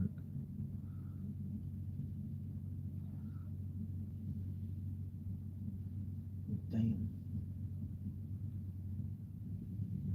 Y'all can't even see it. The phone's pointed that way, but you can't even see it. This McDonald's, they've had their drive-thru's been wrapped for like the entire time I've been live streaming. They've had like 6 cars steady wrapped around their drive-thru the whole time I've been live streaming. I feel so bad. Now, granted, it's probably because they're in there just going slow as fuck. It's probably, you know what I mean? Probably not even as bad as it looks. They're just in there not moving, so it looks bad. Yeah,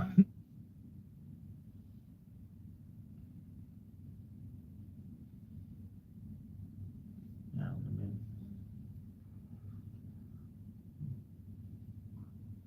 they're all right.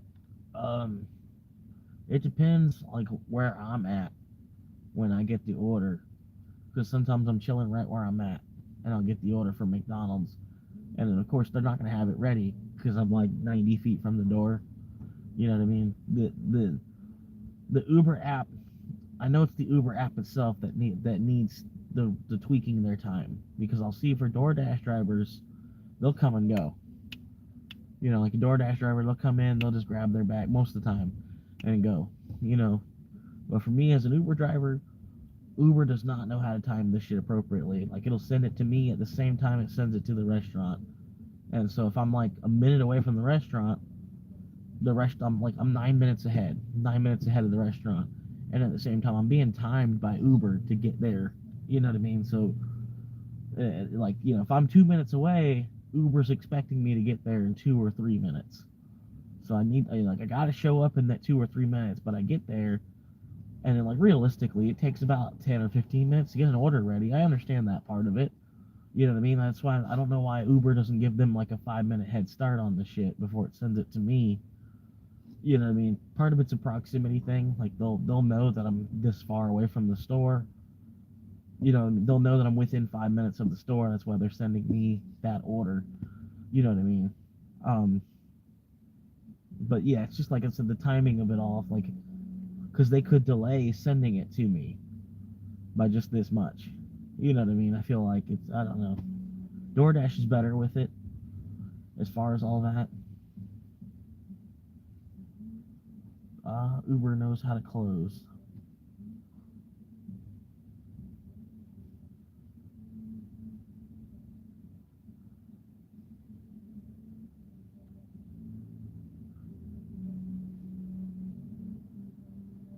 But yeah, they for the most part, yeah, they can see, because like I know from like the doubles that they'll give me and stuff like that. Like they maybe not they. It's probably just an AI. But yeah, at the same time, I can tell by the AI they'll want me to grab from 2 different restaurants, and in the way that it wants me to grab at these 2 different restaurants, it makes no sense. Like it'll make better sense to go the other way, grab it the one restaurant and then grab it the other. You know what I mean? But it wants me to do it in this other order, where I'm like, me being the driver, I'll know it'll take 5 minutes less time if I go this way, go to the other restaurant first, grab the shit, then bust a U-turn, come back up the street, grab the other shit at the other restaurant, and then also be heading the right direction now at this point to the delivery. You know what I mean? I'll know that, like, you know what I mean? Because the AI is not always, you know what I mean? They're not the brightest yet. You know what I mean? You as like an actual human, you know, but you can't. If the AI wants you to do it this way, you have to do it that way. It's fucked up. Like you can't adjust the drop off or the pickup to, you know, because it makes better sense. Like it, you know what I mean? It saves mileage, or it's better geographically. Yeah, I don't know why it won't let you do that. Because there should be a way that you can, like, hey, it would make sense if I grab, you know, like you move it around or whatever. You move around the rotation of the pickup or drop off or whatever, and then you can hit a button to send it back to the AI for the AI to recheck it and be like, okay, yeah, that's an acceptable route. Go ahead. You know what I mean? Like I have ideas like that all the time. I'll be trying to give them to Uber. You know, like, hey, this is a good way that y'all can help improve, you know, like improve the quality of the app for the user. You know, um, Because like on Zillow you can like draw a circle. You know, like if you don't want to live in one part of the city, you can like draw around that part of the city, and you can look for a house that's only in this little circle. You know what I mean? I don't know why you can't do the same thing on Uber and DoorDash, where you draw a little circle like this is where I want to deliver. Like you know, you can set parameters still. Like okay, I'll be willing to go like 1 or 2 miles outside of the circle I just drew, but I don't want to go further than that. You know what I mean? Like, I only want to deliver in this circle. You know what I mean? But you know, I don't know. They can't do that.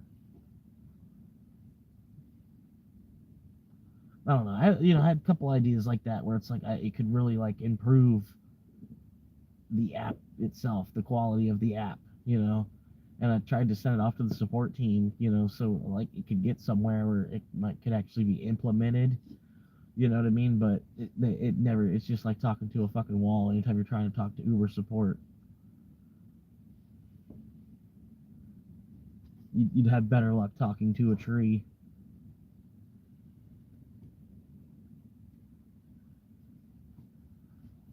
Yeah.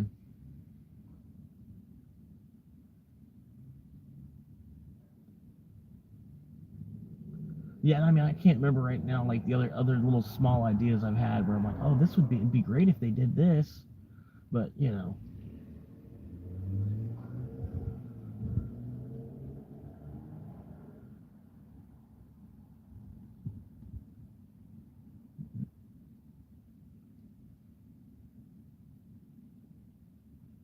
oh, what up, Valerie? Well, Jasher, iWatch has more freedom, I think. Yeah,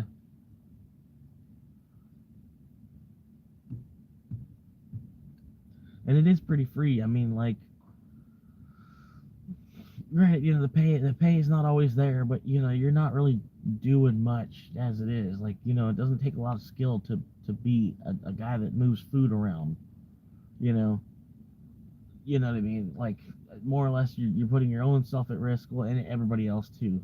You know, every time you get behind the wheel, you're putting not only your own life in danger, but you're putting everybody else's life in danger. You know what I mean? There's a certain level of hazard pay I feel like that could be included somewhere, but I don't feel like it's the customer that should. You know what I mean? It's honestly it's the company that should pay more because like basically every order that I run for Uber since the beginning, Uber has probably made at least $3 off of every trip that I've ever run. You know, and then at about 1,000 runs, they've made $3,000 off of me working for them. You know what I mean? And then they didn't even really have to even do nothing but like let the app operate itself. You know, so I think that part of it they could reimburse the driver a little bit more, and then they could still be making a decent chunk of change themselves because like think about Netflix. Like Netflix charges $15 a month, right? So and Netflix is a pretty big company. They're making some money. You know what I mean? They're making fucking Hollywood movies and shit now. You know, from $15 a month subscription. You know, I don't know why Uber. I'm not saying that they need to make like a Dash Pass thing. You know what I mean? But like, I don't know why Uber feels like they need to make so much money off of their employees. Like, you know what I mean? Like, I don't know. I'm doing them a favor, basically. Like, you know what I mean? I'm making my own money too off of it, but I'm doing them a favor by working for them. You know what I mean? And them making $3 off of every order I run. It seems a little absurd. I'm still, you know what I'm saying? Because like Netflix gets by on $15 a month from me. I don't know why they can't get by on $1 per order from me. You know what I mean? It's like it's a little bit. It seems greedy to some extent that they reach their hand in and take $3 on every transaction that is just me trying to make some money on the side of my actual job. You know what I mean? All right, Jerry.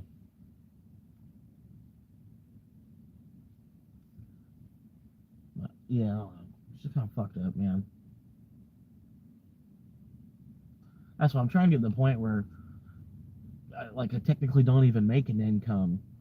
You know what I mean? Because all this like fucking you can't even make money anyway without somebody else making money off you. So it's like, well, fuck trying to make money to begin with. I'm not trying to. Me working is helping y'all make more money than I'm making myself by working. I don't know.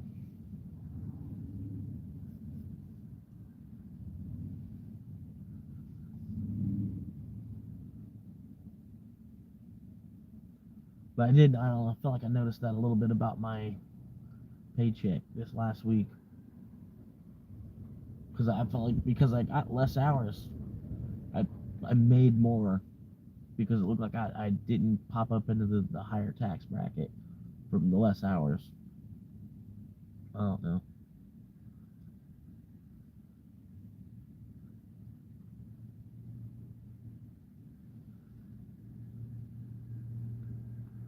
Anyway, I appreciate y'all hanging out, talking to me for a little bit.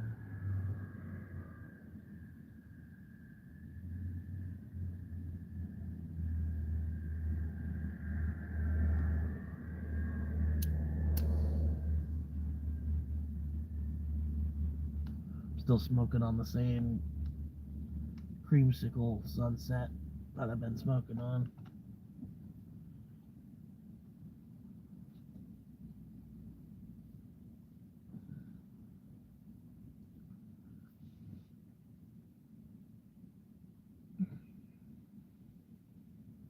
Oh, that didn't look good. I think the live stream just crashed. What just happened? Yeah, I think the live stream just crashed or something. Oh, I'm sitting here. I got some pretty decent Wi-Fi coming off the Tractor Supply Company. At least I hope. I don't know. Apologize, man. Trying to upgrade the phone. I need to wait. I need to wait one more check. Just logically, I did make like $32 today. Woo! You know, I can planned on making over 50. I could have if I would have accepted a little bit more of the trips they were trying to give me. But I was just like, man, come on, like y'all can do better than like $7. You know, really, like y'all want $7 for me to go 11 miles. I'm like, come on, y'all. Like, fuck, man. There was one, it wasn't too bad. It was $15 11 mile, but it was flowers.com. And I don't even know where it was telling me to go. Like, whatever store it was having me go to pick up the flowers. I was like, I was like, I don't know enough about that where I want to fuck with that. I should have taken it though, because it would, $15 real quick for a 20-mile drive wouldn't have been too bad round trip. And it would have put me over 50 for the day, basically. But I don't know. You live and you learn. That's basically all it was. Is I was just hitting no on the request it was sending me. I was hitting no on too much. I could have made over 50. But yeah. 32 ain't bad. And then I didn't, you know what I mean? I can leave the money right where it's at. Yeah, I got the phone's like across the car from me. It looks like it's closer because it's got the big head mode on. But yeah, the phone's kind of far away from me. It looks like looks like I'm like way up on the phone because with the big head mode. You know what I mean? I do apologize, man.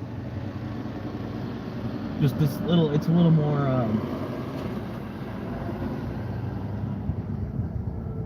I don't know. It feels chiller. Feels you know what I mean? It feels chiller to be more like a wide angle, a little bit further away. But the big head mode, it gets some people that are popping in for the first time. It makes them sit for another 5 seconds or so.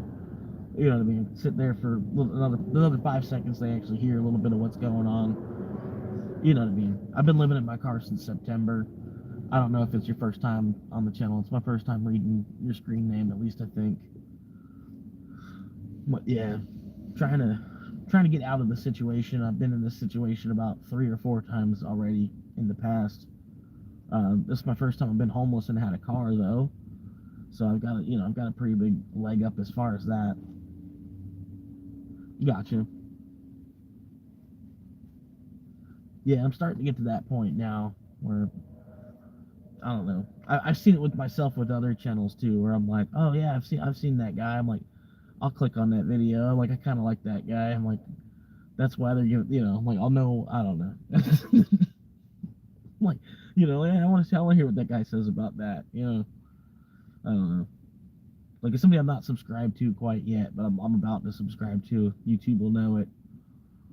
Um, Damn, I forgot which one. The Exit Manual. That's one I haven't subscribed to, but like anytime he puts out another video, I'm watching it. You know what I mean? I'm like one of the first 1,000 people to watch an Exit Manual video. Or who else? I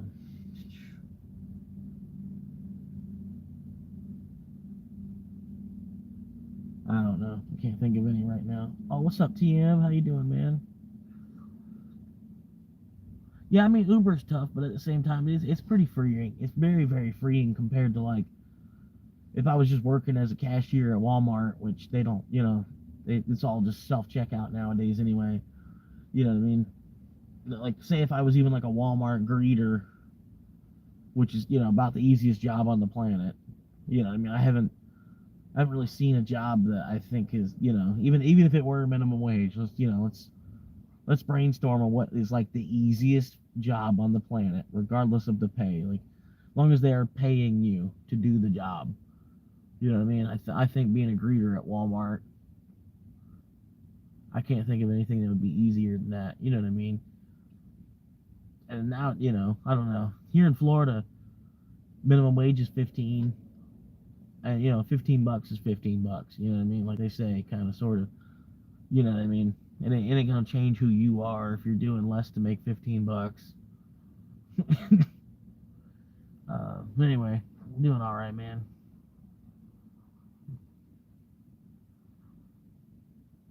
Yeah, another day, man. It was slow, but it was because I kind of made it slow today too. I don't know, man. I could have, I could have broke $60 on the day, but instead I made over 30. You know what I mean? Just took it easy, and I don't know. Paycheck from the retail job hit today, so I wasn't really worried about making a shitload of money. Just wanted to log on for a cure for boredom. Uh, Being a greeter would be awesome. Get you paid, just sit there. Also, I feel would be boring. Yeah, I would want to find other things to do or something like help bag groceries or something. I don't know. Move carts around in the parking lot. I don't know.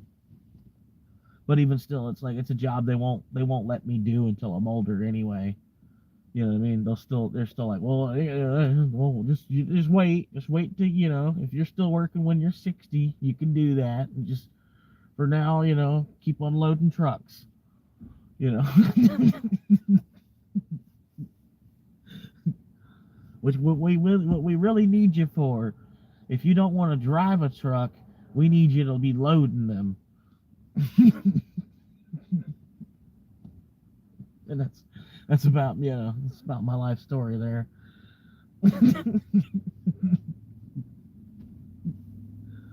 Now you listen here. I know being a plumber ain't a really glamorous job. Ain't a very glamorous job being a plumber. It's a job where you're just catching shit all day. I don't understand why people talk about, oh, you should learn a trade. It's like this guy's like you should learn a trade. It's like because plumbers live such an amazing life. Yeah, sure, buddy. Like,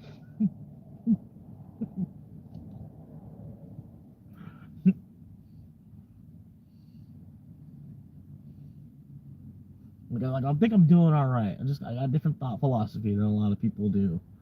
You know, like if I can fight the system enough where I can actually make it through the system and live just as long, but I only had to work a 20-hour week the whole way through it. who came out on top? You know, I think ultimately we're gonna come out about the same.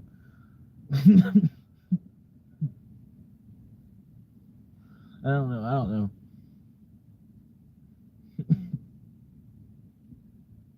You ain't old enough to be a greeter and get your ass back in the levy truck.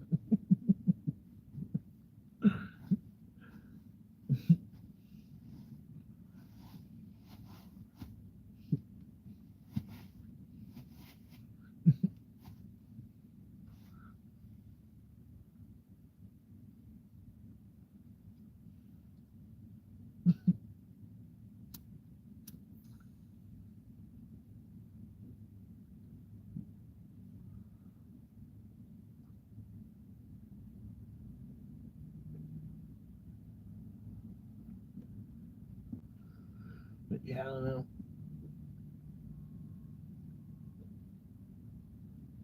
And honestly, I think like the jobs that they like have they really got like they need an abundance of labor. Um, like like jobs. They must have had a radar detector in their car. It just fucked up my live stream when they drove through. I think they have that's probably what that was. But anyway, um, what's a good movie? Have you ever seen Without a Paddle?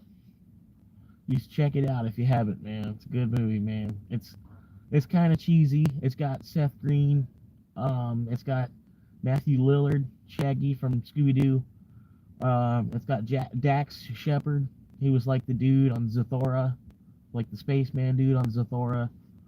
Um, but yeah, it's just like these four dudes. They've been friends their whole life, and they grow up. They go off their own separate ways after high school, and then they get a call. Like one of the four of them died, and so they all get back together to go to his funeral. I won't give away too much about it, but it's called Without a Paddle. If you haven't seen it, I haven't seen the second one. If you find the second one while you're looking for the first one, I don't know what to tell you about that second one. But that's just like the first movie that pops into my head because you could probably find that one for free on YouTube. You just might, you know what I mean. If you don't have premium, you'll have to watch ads or whatever. But yeah, I mean, ads are just a part of life. You just ignore them. You know what I mean? But yeah, it's a good movie. I don't know. It depends on what you're into. What are you in the mood for tonight? I'll give you a good something I can recommend. Depends what you're in the mood for tonight. Right, like since the internet come out, man, who pays for a fucking movie? You know what I mean? Just like you don't know how to use a Google search engine and find the movie. You know what I mean? Yeah, Without a Paddle, it's a good. It's like a buddy movie, kind of, sort of. You know, they all go camping. The guy, like, he goes they have a boat. You know, they get a little canoe and they're about to go set off on the river. And he goes like, I christened thee, and he breaks a glass bottle on the boat. You know, like how they do back in the old days. They break a wine bottle on the boat or a champagne bottle on the front of the boat. And this Native American guy, he goes, thanks for breaking glass right where my kids play. You know, and he's like, oh, sorry.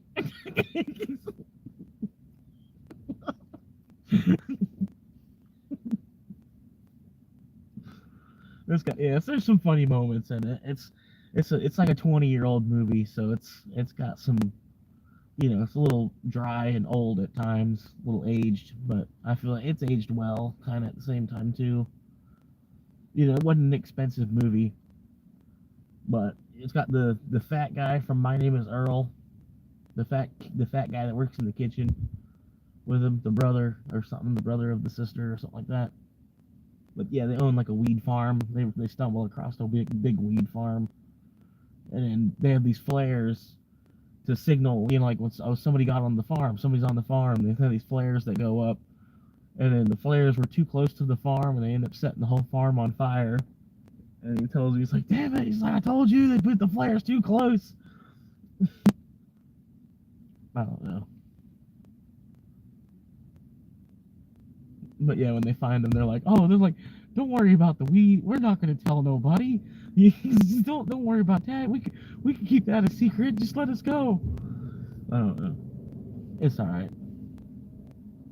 Yeah, it's not quite as funny as Pineapple Express, but it's 20 years older too. You know what I mean?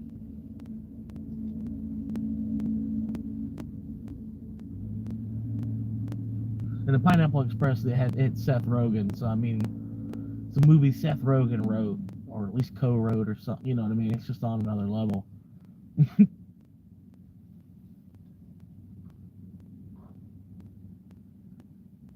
Yeah, that and then the movie Paul. If you haven't checked out the movie Paul yet, that'd be a good movie to watch.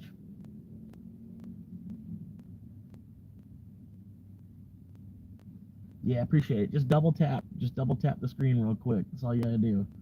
Even if you're gonna leave, just double tap the screen before you do. It'll help other people find me.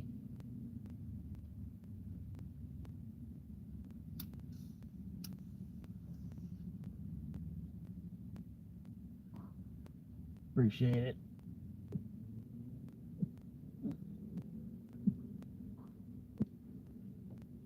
But yeah, we'll get there, man.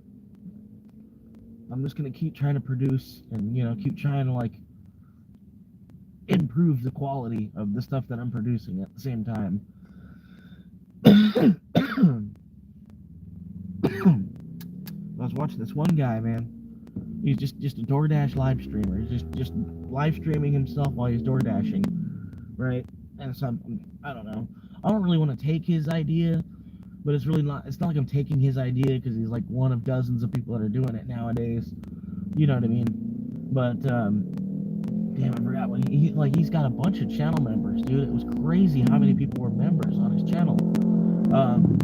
And one guy was he bought like 100 people membership. 100 random people. He bought a membership for 100 fucking random people.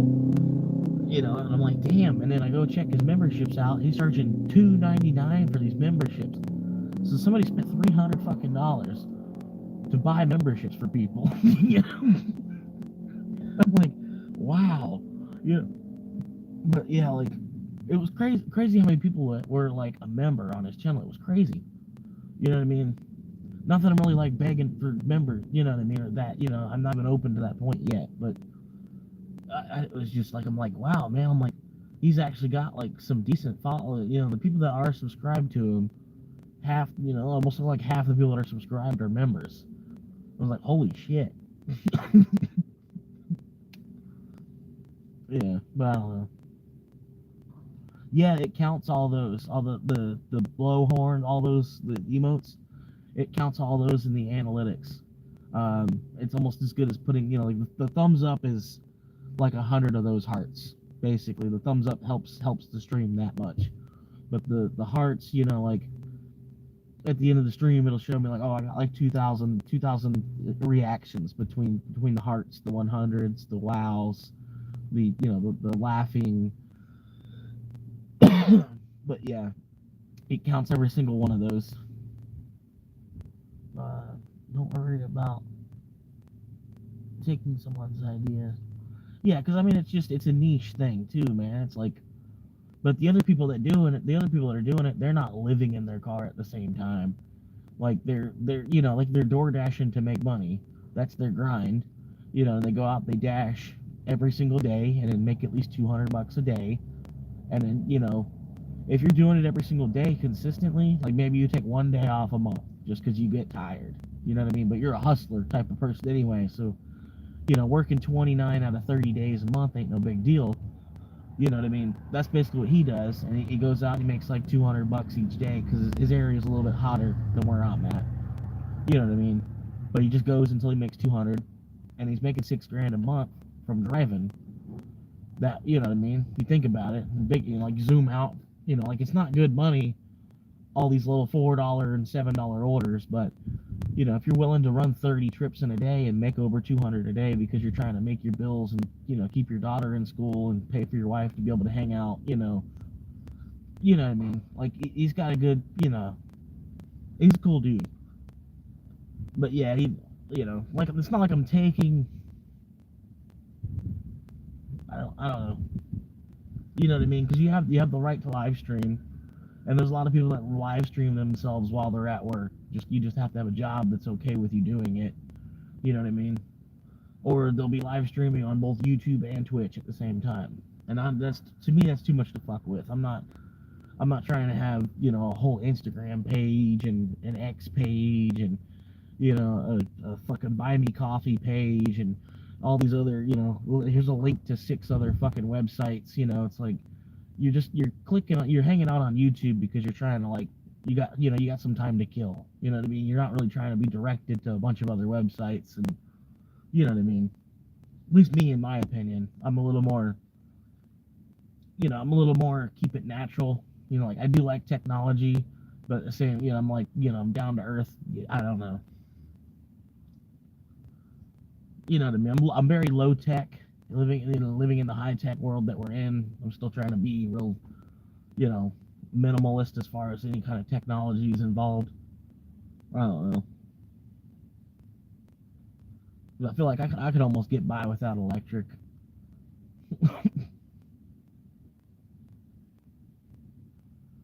Right.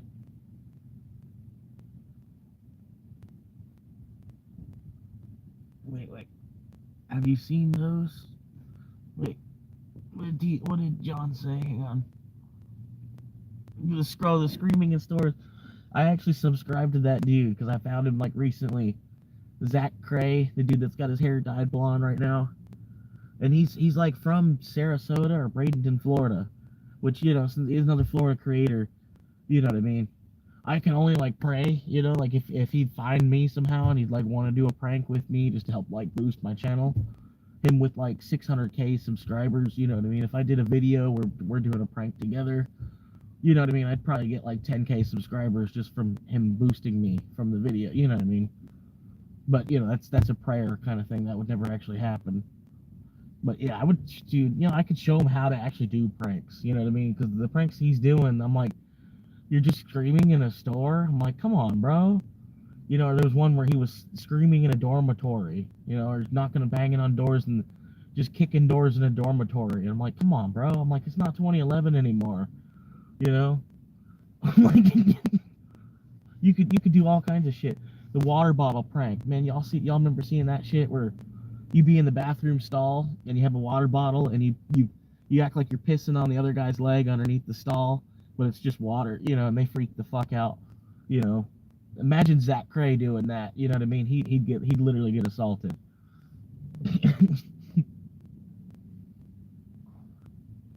But yeah, I'm not a fan of Fred Beyer for some reason. I don't know.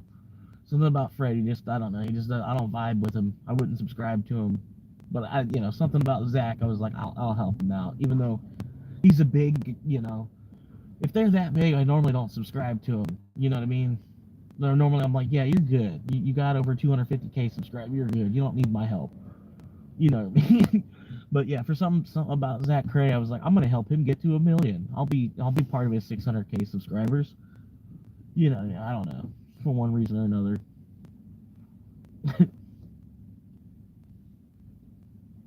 But yeah, I don't know. There's all kinds of shit I bet we could like come up with as far as like a next level prank idea. I like the one where he has the muffler or like the catalytic converter, and he just goes up to the lady at Walmart and he's like, "Hey, I just took this off your car," and she's like, "Excuse me, we're gonna have a big fucking problem if that seriously came off my fucking car, bro."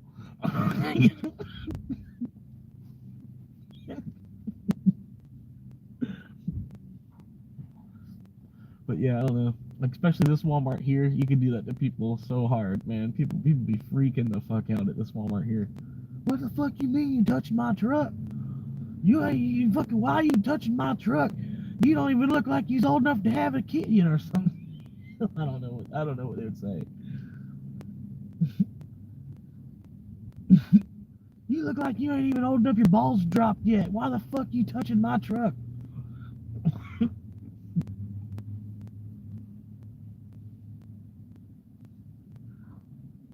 I don't know. But yeah, I don't know, man. I thought about doing like those First Amendment protection audit videos, but I don't know if it would go too well just me being by myself. Because I'll see them when they do it. They usually have like pepper spray and a pocket knife, and they usually have some weapons and shit. Sometimes I don't know. I wouldn't do it by myself. I think it would even look better to have two people doing it. Like if you're, it causes that much more commotion. There's two people both with cameras, you know what I mean? Like, versus just one guy. I feel like you'd get the cops called on you twice as fast. And the cops get there, and then you're just standing on the sidewalk filming some bullshit. You know?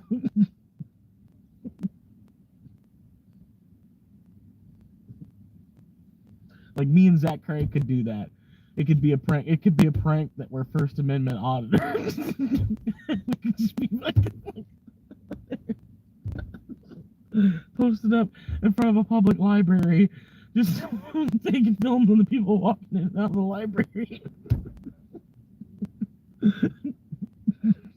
Just give people shit.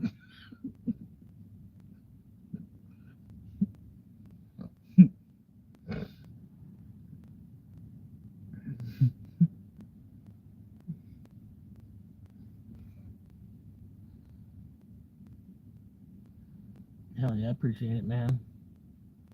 But yeah, I might go here, not too long. I'm gonna try and cut it and go for the night too. Get ready for tomorrow. I'll figure out what I'm gonna do to get through the day. I got work Saturday, 5 o'clock, so plenty of time to make some money between now and then. I need to. I'm doing pretty good as far as the month goes. Like, what day is it? It's like the 11th or some shit. What's the number day? The 8th. Alright, so yeah, it's the 8th. And I got one more bill I've got to pay. Yeah, it's the 8th. I paid the one credit card today. At least it sent some money that direction, so I made a payment for the month. You know what I mean? Everything else I make is going to be good.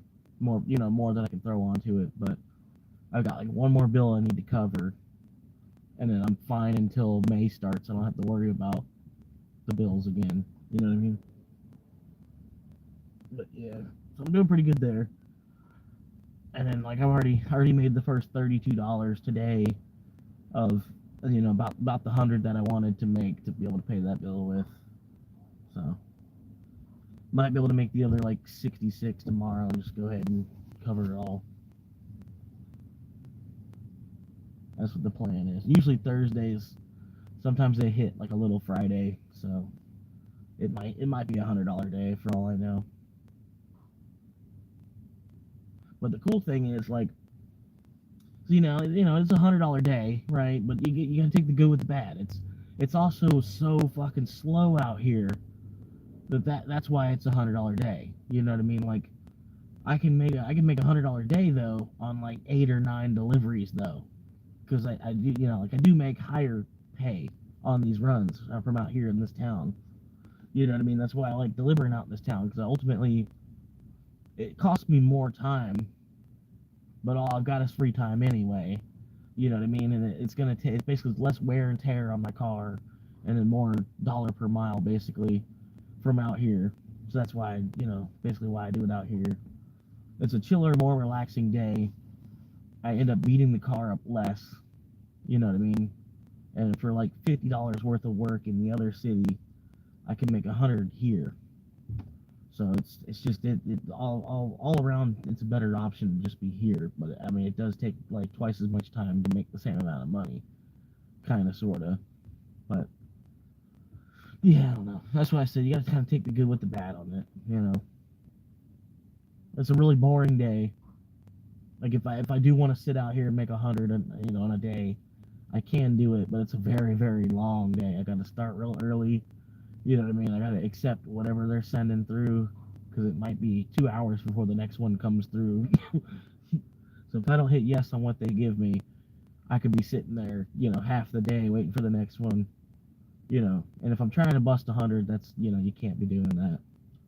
But I don't know. I've been more picky and choosy with the orders that I've been taking here recently, with gas over $4 a gallon now officially. I don't know. Pretty much ain't trying to take it unless it's like over $12. I don't necessarily look at the mileage on it, because once you get on the highway, you're cruising. You know what I mean? It's just a matter of is the person in front of you actually going 55 so that you can go 55, you know. But yeah, man.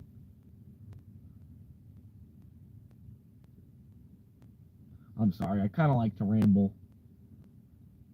A lot of my material gets repeated a lot as well. I apologize. But the reason I'm repeating so much is because there's constantly people that are popping in for the first time. You know what I mean? Just trying to give them a quick introduction of who I am, kind of thing, before they leave in 10 seconds.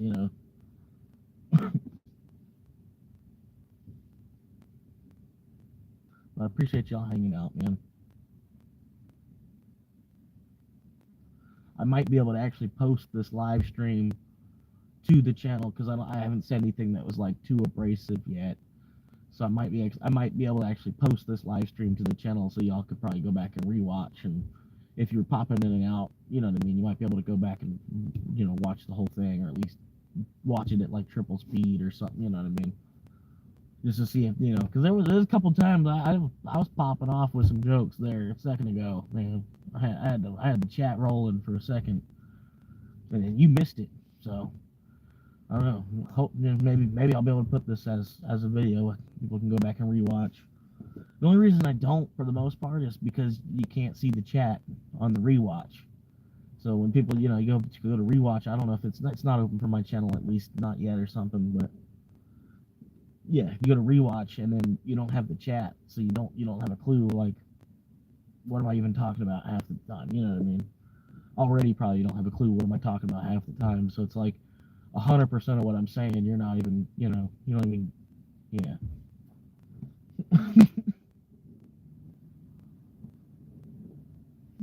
Yeah, I don't know. But I might be able to post this to the channel.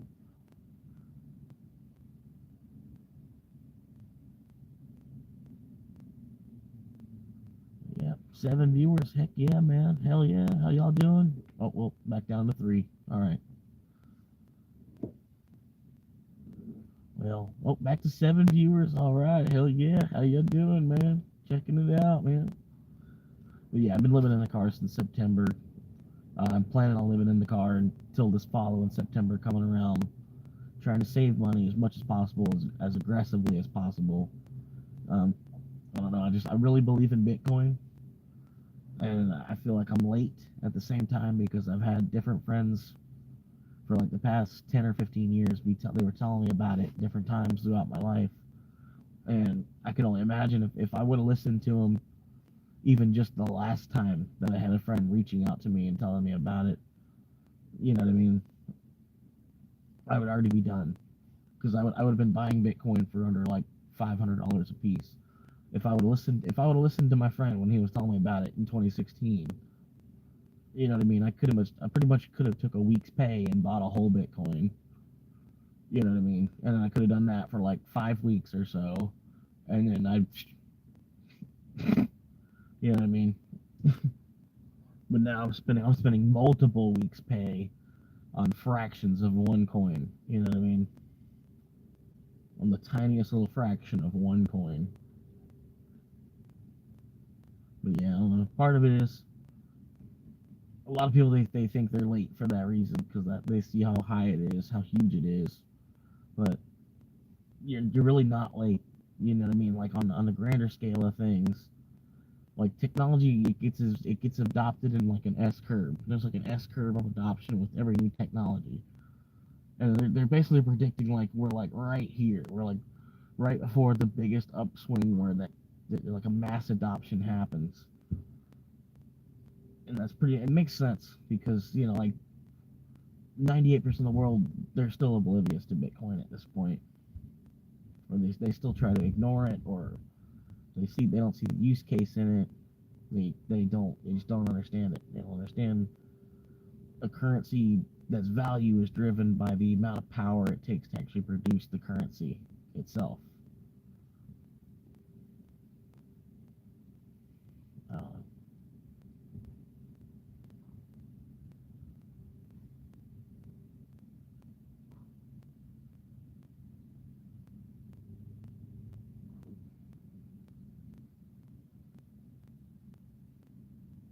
But I think, taking the paper currency and then putting it into a computer system to create like a computer encrypted currency with it is only a step forward. You know what I mean? You're going from paper to like an actual encrypted currency.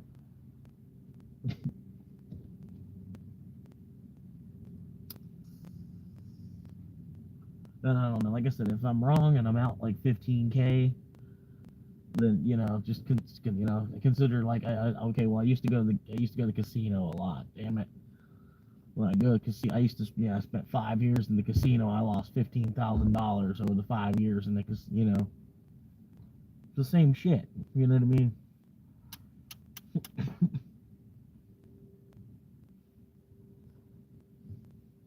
I used to be sleeping in my car in the parking lot of the casino.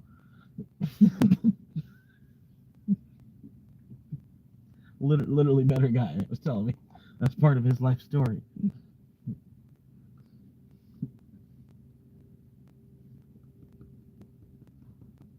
Yeah, he was telling me a little bit about like he had real bad gambling addiction. He'd leave his parents' house or whatever because he was one of those guys where he was like 50 years old, still living with his parents, but his parents were kind of well off too at the same time. So like he'd leave with like $500 of his parents' cash, go to the casino, and then not do good with the money, and then be afraid to go back home.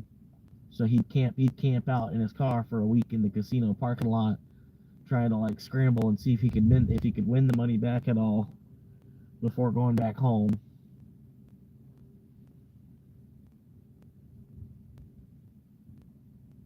So I'm glad I'm not addicted to fucking gambling and that shit. Like what he was playing, like I don't know, he was trying to show me a little bit about what how he did the mechanics of the system that he had that helped him lose X of how many thousands of dollars, or whatever. But yeah, he was playing 21. He was playing blackjack on a digital machine. He's betting 25 and 50 cents a hand on blackjack. So the 50-cent hands, he'd win $1. And I'm like, this is a digital. It's like it was a fucking digital computer. I'm like they can make the card whatever they want though, bro. Like I was like, how do you justify? Like I get what you're saying about like 33% of the cards are 10. But how they can make the card whatever they want because it's a computer screen. It's not even like an actual paper card in front of you, like 6 decks going revolving around. You know what I mean? I was just like, this doesn't make sense to me. I'm like, why don't you just play on the actual blackjack table? But the blackjack table costs more too, so I think it was like, it's like $20 a hand to play blackjack, or it's like 50 cents a hand to play on the machines blackjack. You know what I mean? Like maybe that's why. But yeah, I have a friend about my age who lost his business, his house, and is back loving and is back living with his parents. Yeah.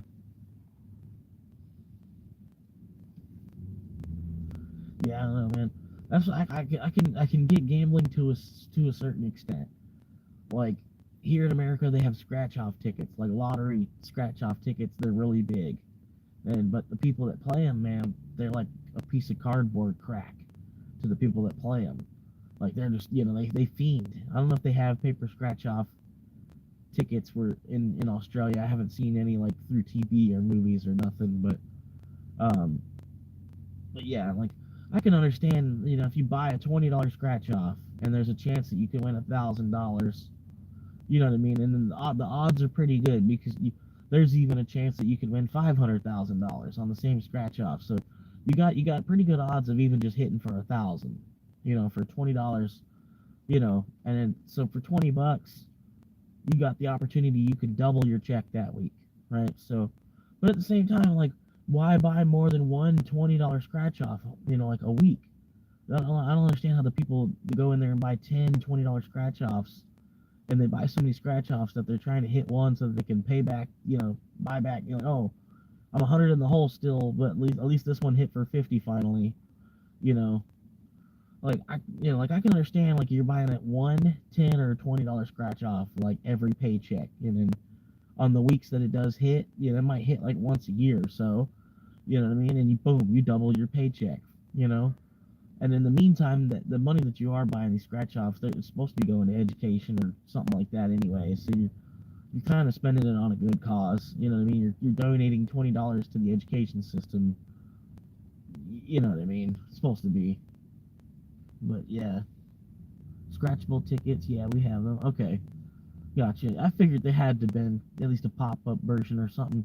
Like in Ohio, they had pop things, like almost like you pop a soda can or something, like a foil pop lottery ticket. You pop it, and you pull back the tab, and you see if you want it. I don't know. It was like a little, I don't know, foil pop thing.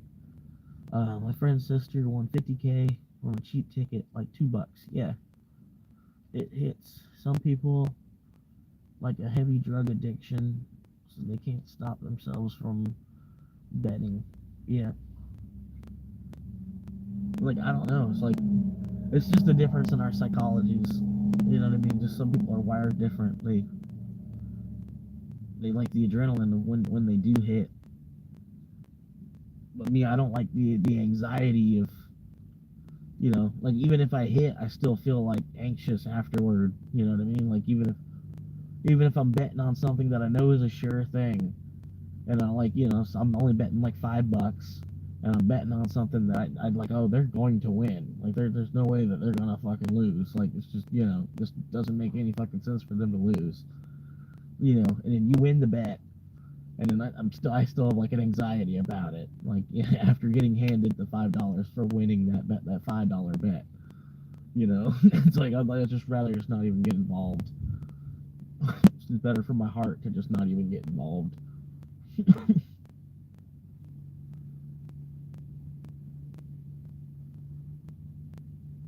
Yeah,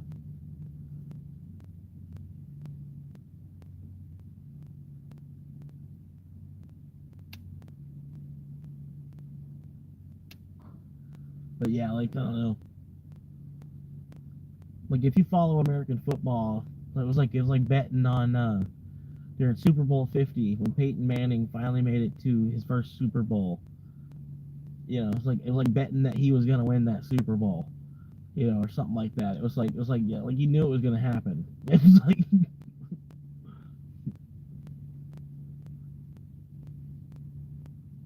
yeah,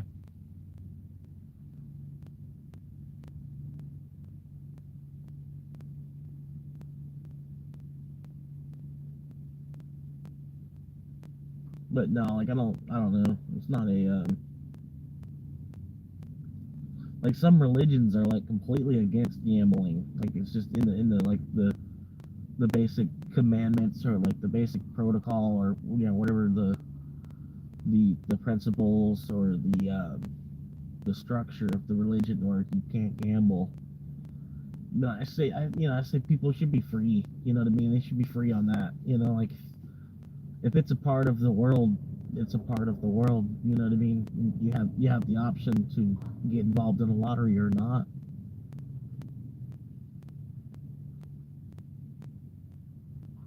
And then some people, like they need the lottery.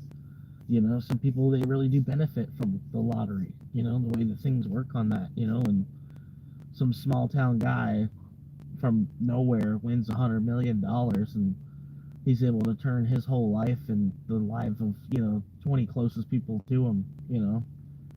20 closest people to him they get their lives changed a little bit as well.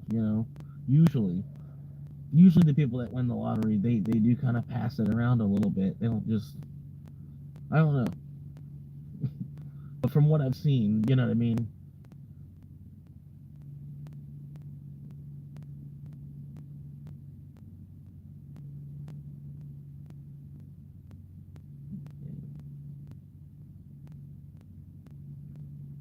I didn't watch the Bad Bunny performance. I'm wondering if is it the same Bad Bunny from WWE where there was I not that I'm really in WWE, but I saw I had um what's that my ex girlfriend's little brother was really big into it. Like he had to watch every single episode of it. Um, there was some kind of San Juan street fight that they were doing between Bad Bunny and some other guy. That, the two of them were supposed to be having. It was a big, huge pay-per-view fight. It was big. It was supposed to be this big, huge fight. They were beefing for months, and they're having. It's supposed to be a street fight.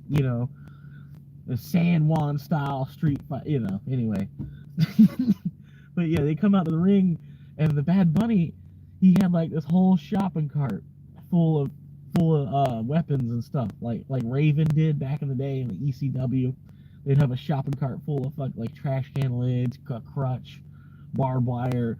He comes out with this big, huge shopping cart full of all these tools and stuff, and then they get in the ring, and it was like the quickest little 5-minute match where they didn't use a single fucking weapon on each other at all. But yeah, I was wondering if it was even the same Bad Bunny. I think it is, but I don't know. I liked him better as a wrestler than as a singer. You know what I mean? I guess if it is the same guy.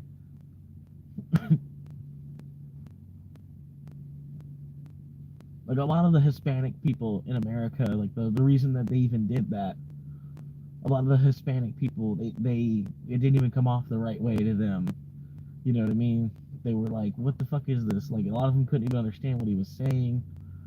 At least that's the backlash that I've seen from it.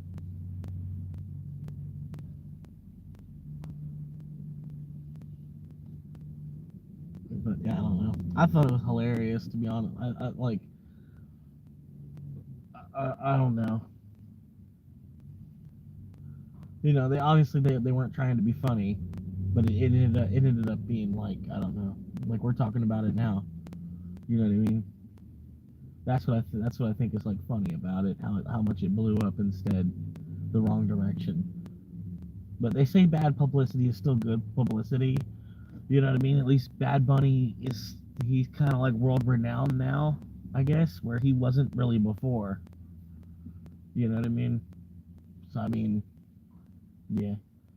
I mean, Janet Jackson was definitely world renowned before the Super Bowl. You know what I mean? But yeah, it's a different, whole other person. Whole other person. Somebody with actual talent. That actually, you know, they struggled growing up and everything. Did you see the Aussie breakdancer at the Olympics? No, I don't follow the Olympics too much, man. Like, I did. I think it was like one summer games I followed, and then I think I did a little bit when like Shaun White was winning all his medals for snowboarding or something like that. You know what I mean? When the X Games kind of crossed over into the Winter Olympics for a little bit or something like that. Um, and then I do like watching. I like taking it with a. I don't really like watching it just because there was nothing else on. There was of the when I was a kid and poor. You know the 8 channels that you could get with the rabbit ears. One everything would have fucking bullshit on. Like the one channel, they'd be playing X Games or something like that, where they were taking dirt bikes, and they would take the dirt bike and they'd go down a little ramp, and they hit another little tabletop ramp, and they were trying to pole vault, right? They were trying to pole vault with the dirt bike, and go down the little ramp, and then try to get up, get as high as they could, and get over the bar, and then land. They had to land clean and everything too on the other side. You know what I mean? I remember watching that. Like that was kind of interesting. And then I think that actually made it as like a summer games. I don't know why, but they put dirt bikes in the Olympic Summer Games or something like that. At least they did one year or something like that. But I don't know.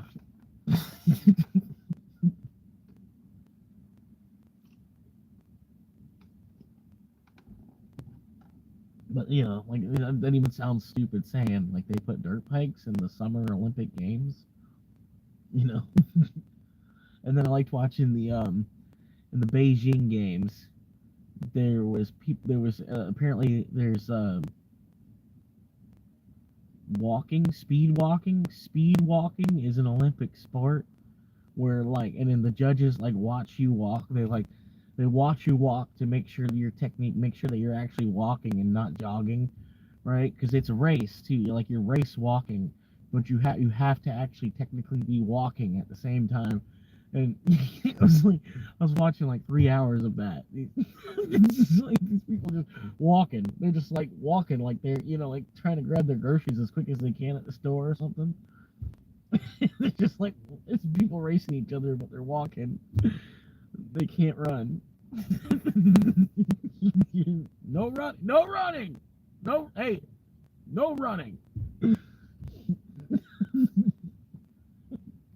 Just, shit like that. I'm just like, well, that's an Olympic sport, okay? Not a special Olympic sport, but a regular Olympic sport.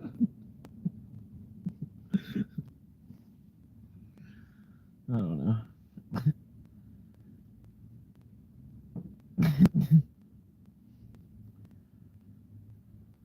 Did you see breakdancer? Look like trying to look like a kangaroo while breakdancing. I'll have to look that up. What is this saying? What do we got here? Oh no. Federal class action case action settlement. What is this?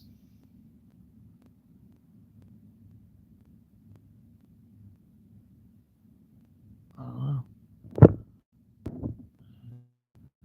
District of Northern California. They said California is the place you ought to be, so they loaded up the truck and they moved to Beverly.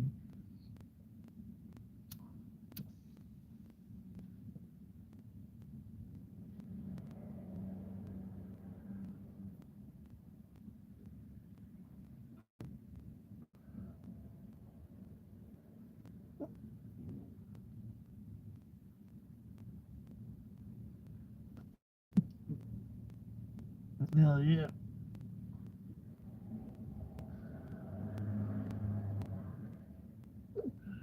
I'll tell you a story about a man named Jed. Poor mountaineer barely kept his family fed. And then one day he was shooting at some food. Came around, come a bubbling crew.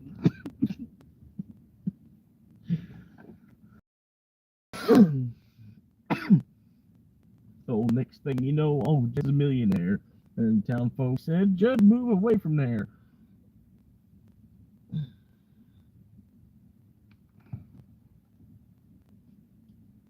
Except only nowadays, people are doing it the other way around.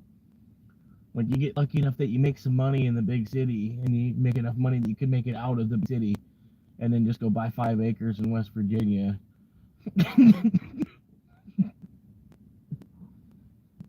While the rest of the people.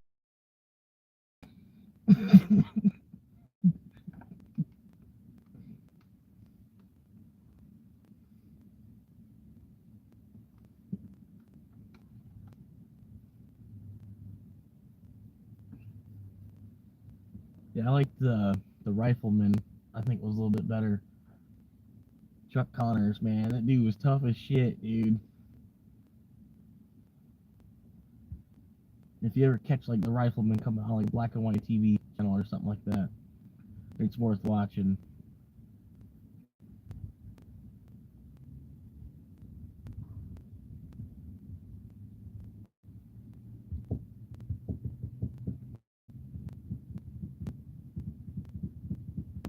Yeah, rifleman with Chuck Connors. He's like the fastest shot, or he's got most accurate and the most fastest shot.